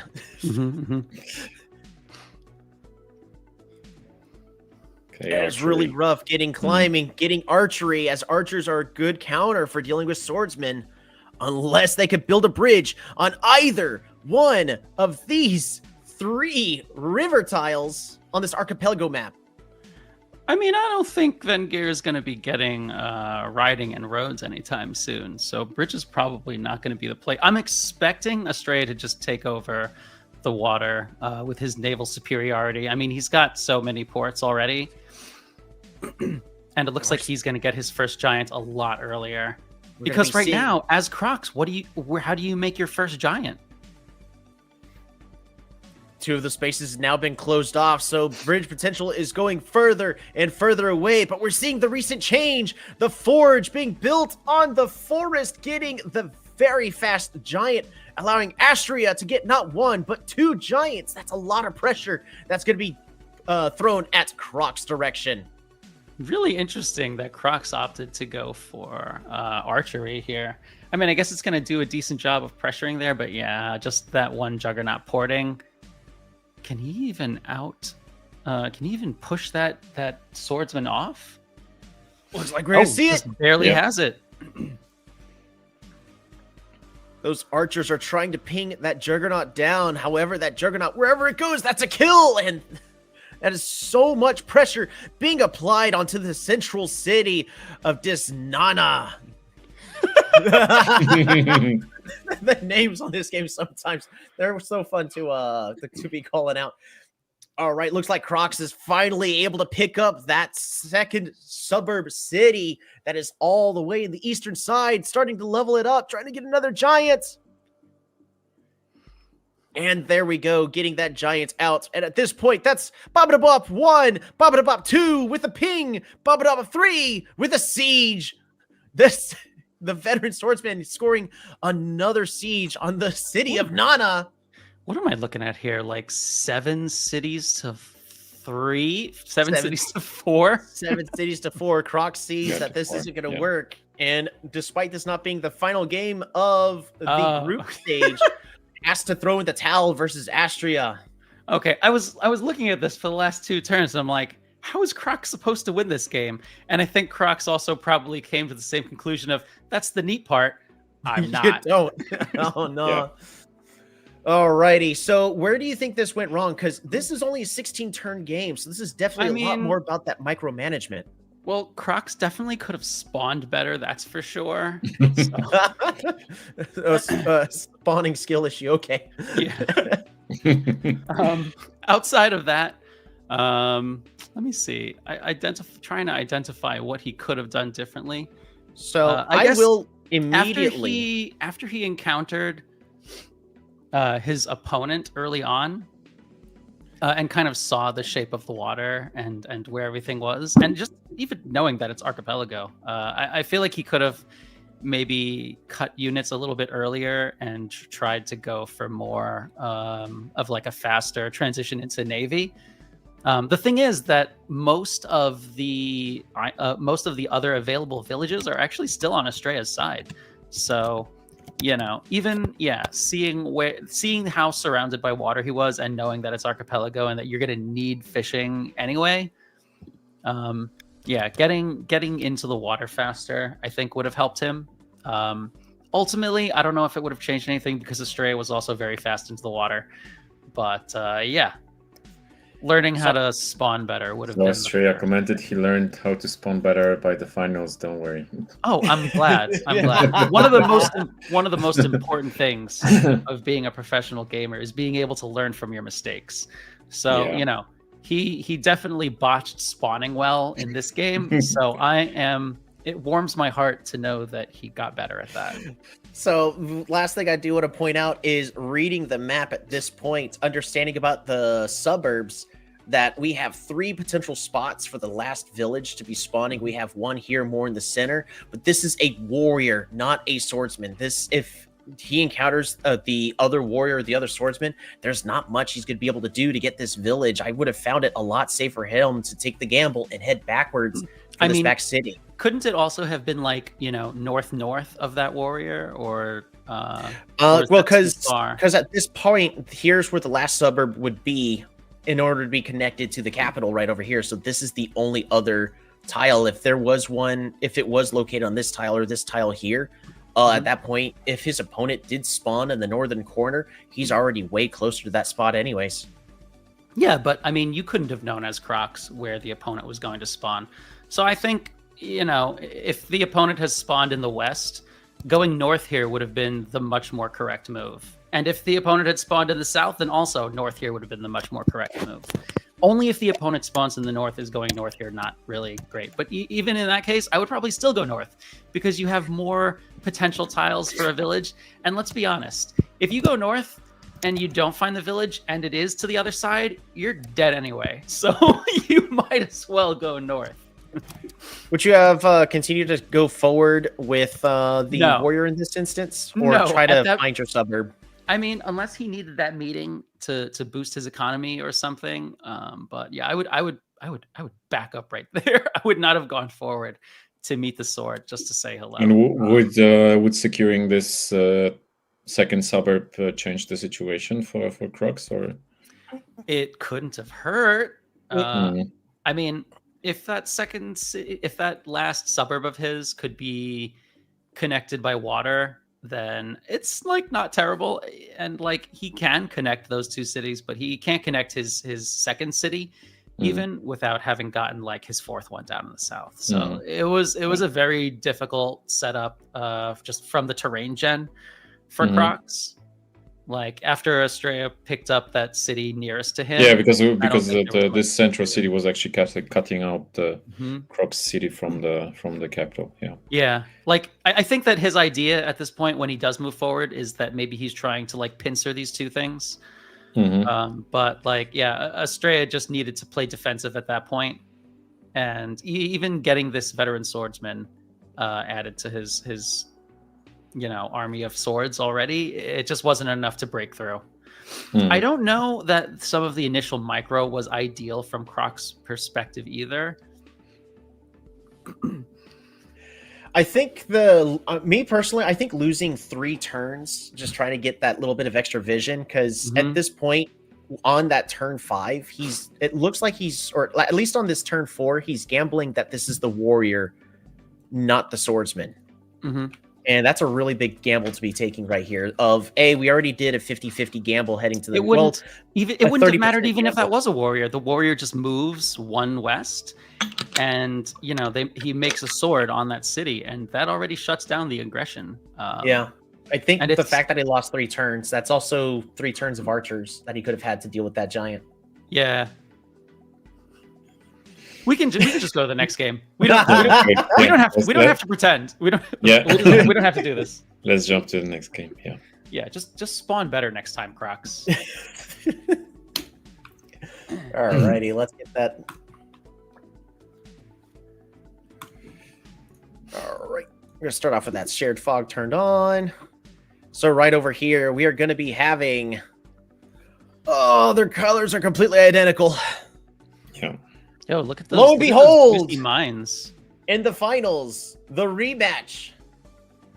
We're going to be having Astria versus Crocs to School, but this time on a more reasonable Lakes map. Yeah, Lakes, nice. Yeah, Lake's pretty good. Can you climb initially as Vengir? Initially, no. You still need to pick up the climbing tech, but you do have access to that. You are missing your turn 1 warrior, though. It is an interesting thing to consider. I feel like it might be worth it for Crocs to go for climbing. I guess he probably just sends his swordsman south first, makes a warrior, and then climbing T1. In order to see, okay, are we heading here to the center or versus heading over here to the mine? That seems like, I think that seems like the opening for him. Right, and we only have it does delay his mine, but I mean, I think that he would make up for it with the faster expansion. Right. All right. Without further ado, let's draw our swords and get straight on to the match. Warriors trained from both players, and we've got a very interesting spread. We've got the swordsman heading to the center, and the warrior just going to the corner. Unable to find it. Is he going to be heading back to that lighthouse to? No, we're too invested. We're going to keep onward. He's too invested. Just keep marching that one. Or for a tribe missing a whole bunch of economy, we're going to ignore that lighthouse for a free pop. Meanwhile, Astria deciding, you know what? We're going to go ahead and head over to that lighthouse. Look for that village hiding into the back. Based on the map gen that I'm seeing, it looks like we're going to be going for a macro game, which is pretty funny as Vengir. But yeah, Crocs definitely has much better resources to start with. So, and he even discovers extra village and gets the lighthouse. Nice. That's like a free level 3 for his capital. That's really, really good right there. And look at the size of that fortress. Crocs able to get a massive economic boost. Another lighthouse going to the south. Oh, that's a very efficient explorer too. Yeah. He sees everything. Look at that. That is one of the best explorers. Crocs definitely has all the information that he needs at this point, and he should be able to outplay. Like, he should be able to convert this resource and this vision advantage into a win. Just look at this. A double lake. We got only one form of access to the north. I don't know why he needed to attack there, but okay, it doesn't matter because Estrella backs off.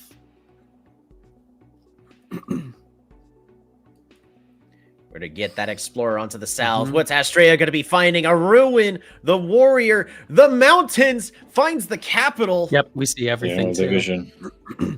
New explorer definitely gets its job done every time. I just want to bring up the importance of this one, though. As even I like how Crocs has learned from his past game and like, you know what? I am going to get fishing this time. Look at this. We're having to take that border growth specifically just so that way we have more access onto the water. So now both tribes have their access to the water. There's one key difference, though. And that's Crocs has access to that 5th village. Yeah, it looks like Crocs is also going to pick up that ruin there. Crocs is going to get the ruin advantages. He's in the water first.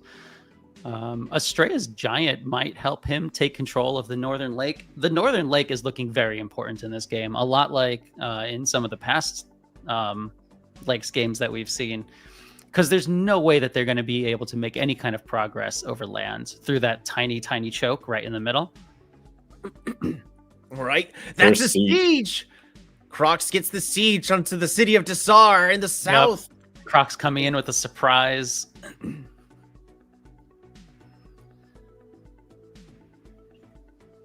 Unfortunately, the monument's already been spent, and it's only level 2. Yeah, I don't think he was going to be popping a giant there anytime soon. Crocs is going to take control of that southern city, and we are going to have 6 cities to 3, but let's see if Estrella can outplay this. As soon as he captures, he loses the population because that forge becomes level 0. So that city is actually only going to be supplying 1 star per turn, and it's going to make his Crocs' tech more expensive. But actually, he's just going to be able to outproduce. Funny enough, the city's producing 0. He got an explorer in the early, so with -2, that's a 0-star city. The benefit, though, is it is improving the cost of his technologies. Yeah, very lucky of Estrella to have lost that city so that his tech gets cheaper.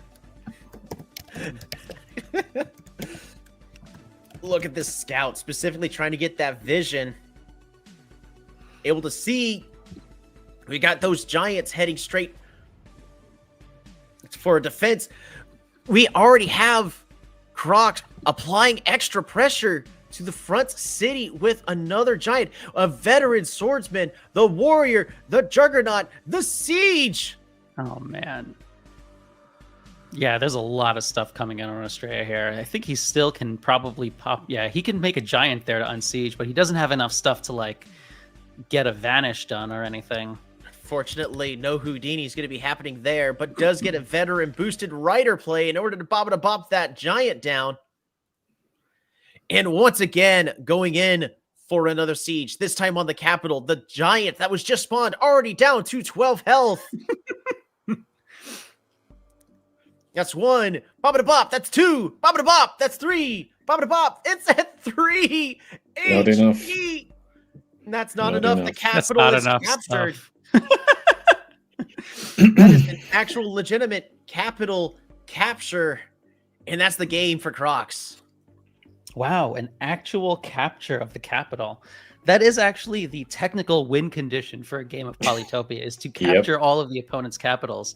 And usually, you know, a Polytopia player will resign the game when it's clear that they can't unsiege. But I like how Estrella just sits there and is like, no, I'm going to make you do it.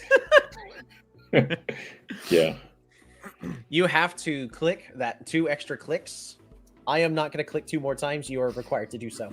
Yeah, but Vengir would want to fight to the bitter end, right? Of course, yes, that's in their blood. Kill my last unit.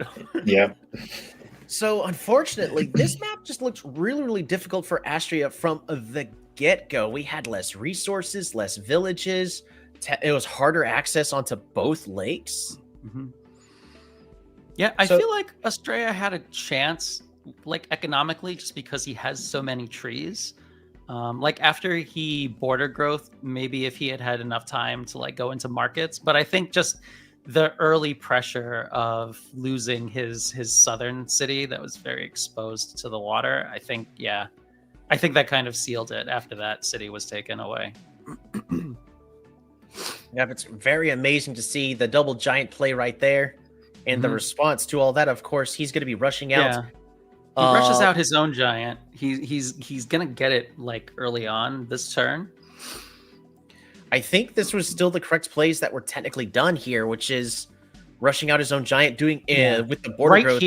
Right here, Estrella sees the opponent's giant enter the water, right? And then, moving forward. So he knows how long it's going to be before his southernmost base is assaulted. I think that what he's trying to do here is to mirror what's happening in the south, in the north, where the opponent is going to be going for that, his city in the south, and he's hoping that maybe he can take that coastal city in the north. But Krok's second giant arrives there on the scene, and there's just too much stuff in the way there.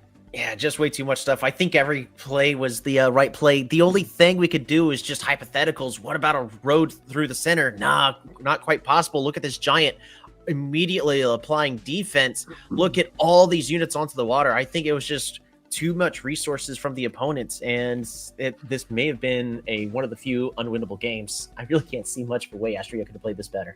I mean, maybe he could have gone for like mathematics faster and gotten like a catapult or two into place. But like, this is stretching the limits of what he can do. The real like mistake that I think he made was just that he didn't like spawn as well as he spawned in the last game. It's like, like he knew how to, and then just like forgot. I don't know what to say. Yeah, there is a good summary from Austria. The good thing about Vengir tribe finals rather than the other tribes is it took me only 6 hours to lose the finals on spawn. So that's like a time saver. That's very efficient. Last game of this stream. Alrighty, in the final game, once again, you're going to be playing on a small lakes map. We are going to be seeing Crocs to School playing as the host versus Astria playing as the rich Luxador Purple. Vengir. Yes. What I am also loving to see here, even though we're not seeing Vengir, we're actually seeing the cultists. We're seeing each of our opponents both having a bone to pick with each other, playing as the Skelly Boys. What are you seeing in these sort of spawns? Unfortunately, Vengir, it's hard to say. There's no resources for me to go, hey, look here. Maybe they should head to the center. I don't know. Well, we've got a lot of empty forests and a lot of empty nothing. So yeah, but Crocs has a lighthouse. Crocs has a lighthouse available, and he has a level 2 forge available, all in his capital. So he has much better relative access to resources. And Estrella's got like one of the emptiest status capitals I've ever seen. Like, what is this? Like, yeah, no access to your lighthouse. I'm sorry, you're punished for that. Maybe. The interesting thing, though, is, at least from my experience, you still don't even just rush that lighthouse as Vengir. No, you got to send out that swordsman. You got to send out the warrior support, and then you got to train a warrior on turn maybe 6. Yeah. Don't worry about the lighthouse farming for Austria. Yeah, you don't have to worry about that lighthouse until you're ready to level 3. So really, I think as Crocs, you definitely want to go for a T0 warrior, and as Estrella, I think you shrug, do the same thing, because I mean, man, it might be getting pretty close to that point where it's like maybe I should just gamble on a second sword, but yeah, there's space to expand to. This is a lakes map after all, so lakes maps, even on 196, it kind of tends to favor economic plays over very early aggressive ones. Yeah, absolutely agree with that. Without further ado, let's draw our swords for one final time and see how the final game is going to be playing out. Both warriors are trained out, and look at that. We are actually seeing the units supporting each other right from the start, just in case they have an early brawl. Unfortunately, once again, picks up 2 cities very early on, and Estrella unfortunately sending his first warrior in to meet a swordsman after the swordsman had already captured. Absolutely nothing that unit can do there. It's going to be very, very rough right there. There's the Forge, a big solid play from Crocs, getting a big economic advantage. I'm expecting a warrior coming out from that city just so he can pick up that never... Oh, denied. Denied. But Oh, you got there's this a vision. second suburb. There we go. Yeah, can you turn off shared vision? There we go. So, oddly enough, chooses not to go with that early warrior to pick the lighthouse. It comes out an extra turn later. And what we are seeing instead are riders ready for some more early brawls. Early riding is an unusual choice, but he really needs to... Australia really needs to cut off Crocs's advancement throughout the map. Unfortunately, it doesn't look like he's going to be able to do that, and Croc's getting a pair of very early giants, whereas Estrella is still kind of piddling around with his level 2 cities. Ooh, big like, I'm giant. looking at this, and I'm mostly wondering, like, you know, if Estrella has learned how to, like, macro in this game. It looks like he actually is going to get this base capture, though. I'm not sure if he's going to be able to hold it because Croc's giants are coming in so fast. What I'm really loving is the really early bridge play for a backdoor for the swordsman to at least cut off that economy early on, takes the city, but unfortunately is not going to be able to do much to take it back for a little while. Archery coming out from Crocs in order to get some better trade advantages. One of the few ways for veterans, for swordsmen, in order to start getting defensive bonus. Well, Estrella's working his way up. His cities are all the way up to level 3 already. Look at that. We've got a giant parked right next to the city of Rotu. I think at this point, Two. Estrella's got to be Actually, banking two. on a nice population ruin or something to you know, pop his first giant, and then hopefully use the monument from that to get his second. Instead, he gets fishing and gets sieged. Close game. This is a very close game. Oh, that was a rough final game for Astria. Absolutely cut off. Catapults coming on in to halt the advancement of any potential swordsman. Oh, that was a very fast game. I guess the lesson here is that a lot of stuff beats less stuff. Because it seemed like Crocs had a lot of stuff, and Estrella just didn't have enough stuff. That seems like what ultimately did him in. It's also really tricky for the fact that, unfortunately, the warrior wasn't able to find anything it needed to for a few turns. It ends up just walking in. Initially going the wrong way definitely did not help. Mhm. Although even if he had picked up the city in the north faster, like if Estrella had full vision of the map, I don't know that he would have been able to convert this position anyway. Maybe the only way to really do it would have been if he cut off Crocs's expansion to the south or expansion to the west by going like straight across. But it was a pretty tall order for that. And I don't think that moving that injured rider into the way there to get sniped really helped him either. Like that rider, that 5 Rye after it tapped, it probably should have just gone like, you know, to either the far mountain or just to west to just move further. Yeah, like it could have moved west northwest using that. Actually, no, it can't use the bridge yet as a road. But yeah, it could have gone to west to kind of further expand that way instead of moving to like kind of block or something, because all that really allowed was a dash kill to get it even faster. Yes. Yes, that. Yes, that. That exact. Can you remove all fog for a second just to see what the rest of the map looked like to the west? Look at all those villages out there. Oh, yeah. Villages there in the back.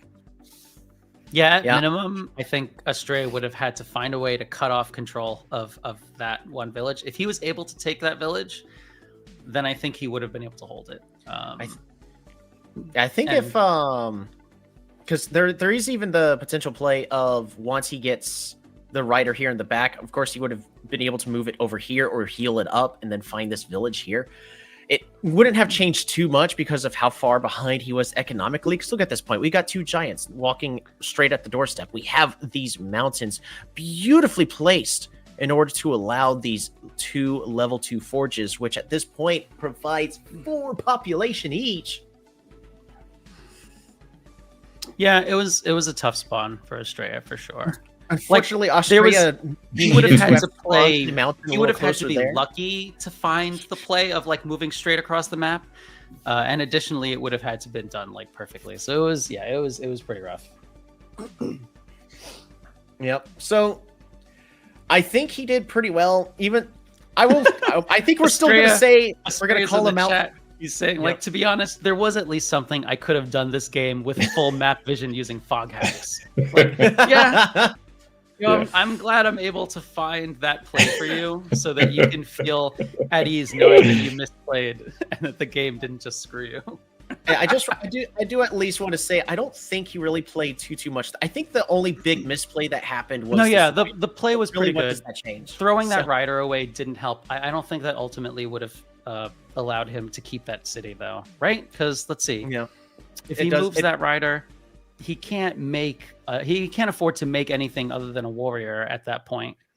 Well, honestly, the rider here actually is what leads to the city being lost a lot easier on the following turn, because that's when the warrior, the swordsman moves. The first swordsman would still tap, and then the second one would move 1 north, so it would still be able to move in and siege the following turn.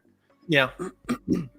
At least it would have been a better trade with these 2 warriors, though. Yeah, it's just he's got like 7 stars per turn, and I think Crocs has 7 stars per turn from his capital.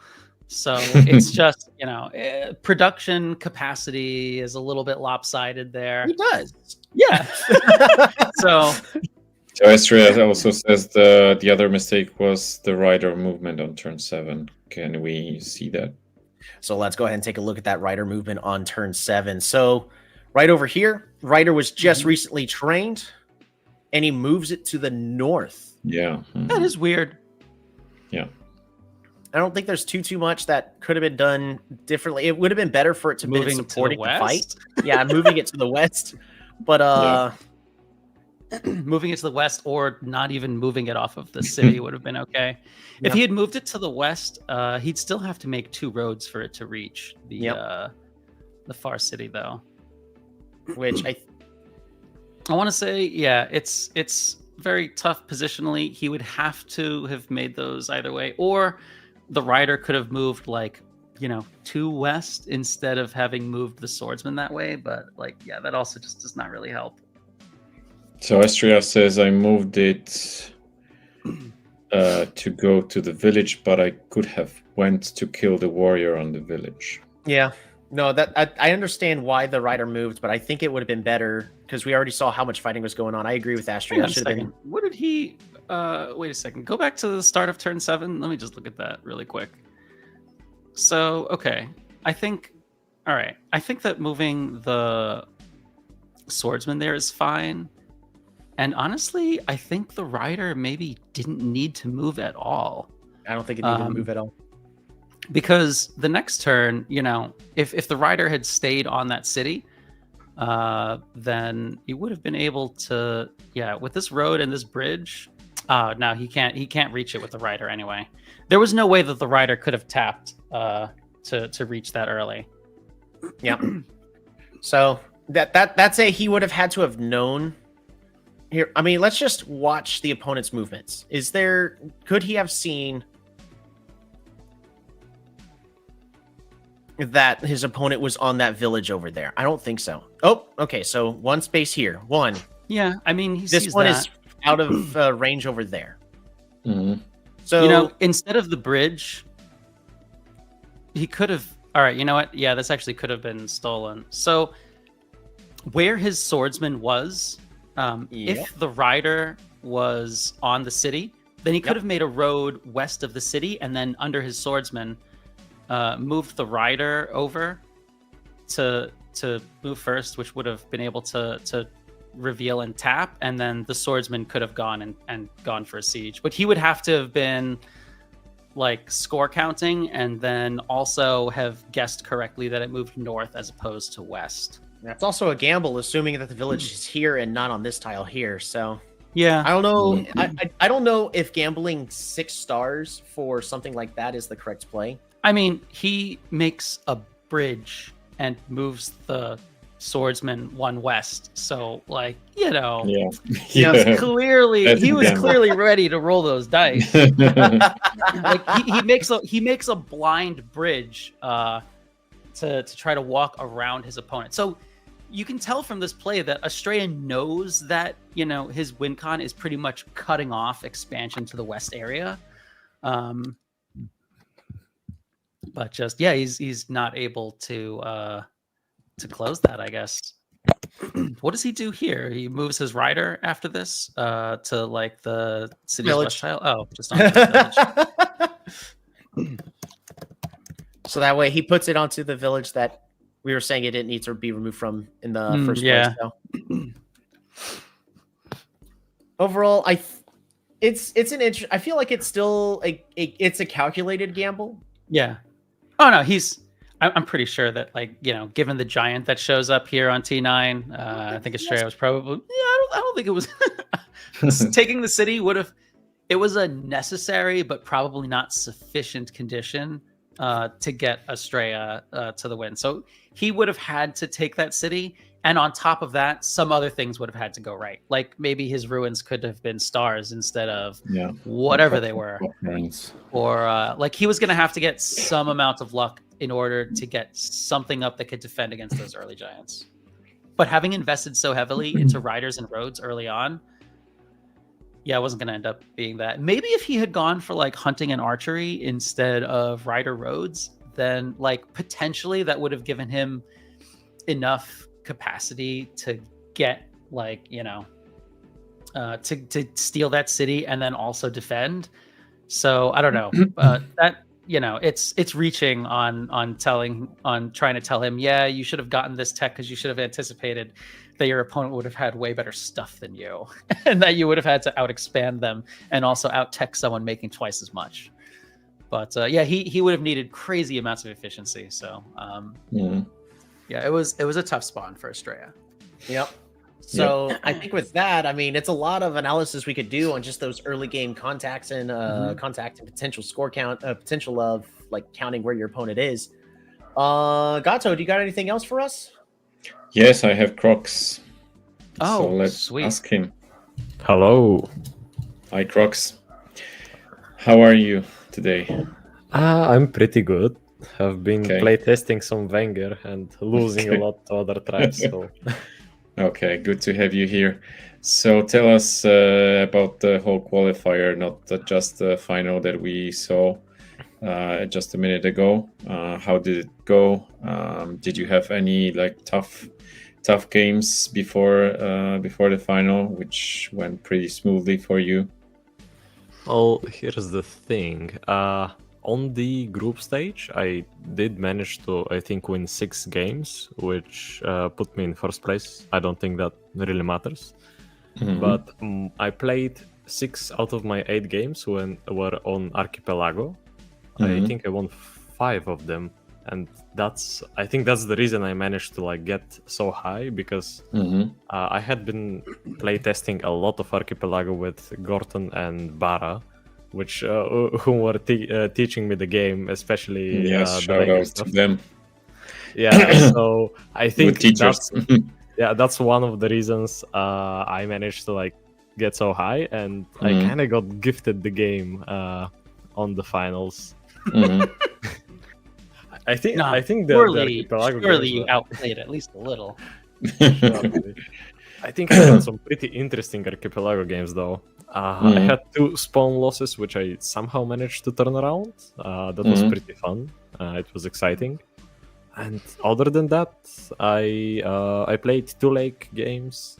One of them I managed to win. It was a contested game. The other one my brain melted halfway through, and I spent 100 stars in the span of 4 turns, and it did not develop anything. Like 4 turns later, you could not tell where the 100 stars went. Okay. Nothing changed. Interesting. Was Vengir your first choice? Did you try other qualifiers? Are they your like favorite tribe, maybe? Well, here's the thing. I played a lot of Polytopia back in the day when I was little, which then I dropped. And I returned, I think it was the start of last month when the World Championship was announced. Yes. And I wanted to qualify. So I decided, okay, I'm just going to get into the Discord server. I'm going to start pinging people. I'm going to find somebody to teach me the game for a month and a half. And maybe, just maybe, I'm going to be able to qualify. It did happen. Pibara helped me a lot with learning. My first choice was definitely not Vengir, though. The only tribe which I managed to like get somewhere with was Chinchi. I got last week. I got to the finals of the qualifiers. My opponent walked over the first game because he played. His semifinals were like 2 hours long, so he decided to take a break. He walked over the first game, and when we were playing the finals. The first game on Archipelago, I walked incorrectly, delayed 2 villages by a turn, which was like terrible, and then got my capital rider sniped. So that was bad. And on the next game, I got my first suburb, which was fine, and then I delayed my second suburb by 2 turns and lost. And I was very unhappy with myself and how I performed on that, but. I mean, it's meant to be on Vengir, so I'll have to get to. Yeah, Polytopia is a game of luck, and sometimes small mistakes matter. Yeah. Okay, guys, do you have any questions to Crux? So,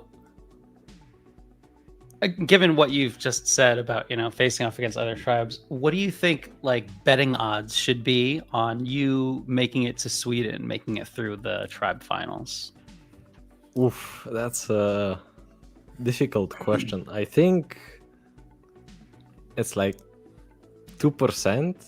If I 2%? Well, I have to look at how good you are at spawning, though. Yeah, the trend you improved so. Maybe, but I have to win 2 best of 3s against 2 random tribes, and I can lose 1 game, which is fine. I'm gonna do that definitely. So if I get lucky enough to play into like 2 bad tribes, which is what I think, one is Chinchi, I should have a fair chance against them. I think that's pretty fair, yeah. Yeah, they take into the same things as me. They are very similar. And I don't know, what could the other tribe be? Maybe. I have no idea. I think all the other tribes are just better. Even Umaji is like just better at expansion. So maybe with Umaji, your sword can get an early snipe on the rider on like the first village or something. Yeah, if I get the, I believe in you. If I get their second suburb with the swordsman, I think I'm gonna win 1 game, but that has to happen twice in a row, which probably won't, but. I'm hoping. Okay, I would love to see you play and die in Sweden, just like Yeti, our last guest. This plan. We do have history with Yeti, though. He's been beating me on bullets. I've been beating him on bullets. Oh, that's great. He's so still maybe you'll die, like beating each other. So yeah. Tolbby. So I'm actually wanting to ask, like, for competing against other tribes, are you going to be considering a potential double swordsman strat, depending on what you see on spawn? I'd have to I don't think so. It's so difficult to make it work. You have to send the 2 swordsmen one after the other and then land on the opponent's suburb, which is chances are low, but if I get to finals in Sweden, I'm probably just gonna do it for the memes at this point. Alrighty, you heard it there. We're gonna see a double swordsman strat in the finals of Sweden. I will be following your performance to see this. Thank you. Okay, Crocs. Thank you so much for being with us. Good luck in the face-off. Hopefully, your luck with the spawns will give you the access. Will give you access to the final, and we'll see you in Stockholm. Yes. I wish Thank you a you. level 4 forge in your. Actually, there's a comment from your opponent, Estria. So regardless, wishing Crocs all the best. He was the strongest player in the group stage, and he needs some good luck in the face-off. I would love to see him in Stockholm. I appreciate all of the support. I'm thankful for you guys having me here. And if that's all, I'm gonna go to bed because I have school tomorrow. Okay. Yeah, go to bed. Thank you for yeah, weighing in, thanks. Crocs. Yeah, thanks. See ya. See ya. Bye. Okie doke. So that wraps up our live stream today. We had some good Ai-Mo matches. Vengir not so much, but yeah, it is what it is. No, Someone said, let me find this comment. Oh, we're gonna dig up the salt. Okay. Yeah. Yeah, so John Green says it's kind of sad that Vengir is really tribe designed to suck. Yeah. It's the strongest tribe for the first 2 turns. Yeah.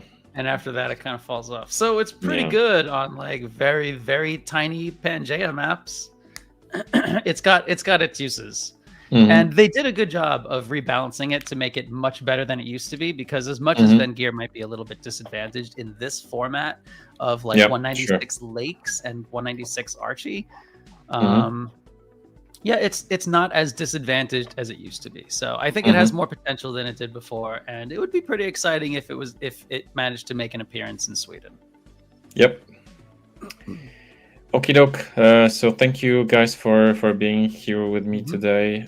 Thank you for commenting, and thank you everyone, our beautiful audience, for watching the stream. We'll be back on Tuesday for the last 2 tribes, which is Chinchi and help me. I don't know. Umaji? Should I just name random tribes? No. Is it Luxador? Have we gone over the Yes. Chinchi and Luxador. Yes. Thank you, Tolbby. Yes. So you nailed it. You nailed it. So Tuesday will be our last qualifier stream. So stay tuned, and then we'll probably cover the face-off, but I'm not sure how yet. We'll see. That'll be my last average. I'll be a little sad about that. Brings. We'll Look figure it forward out. to watching the finals. No, like you'll be back for the face-off. I just have to see how this will unfold, how the matches will go. Okay. Because I'm not sure myself yet. Okay. Thanks so much, everyone. See you on the next one. Bye.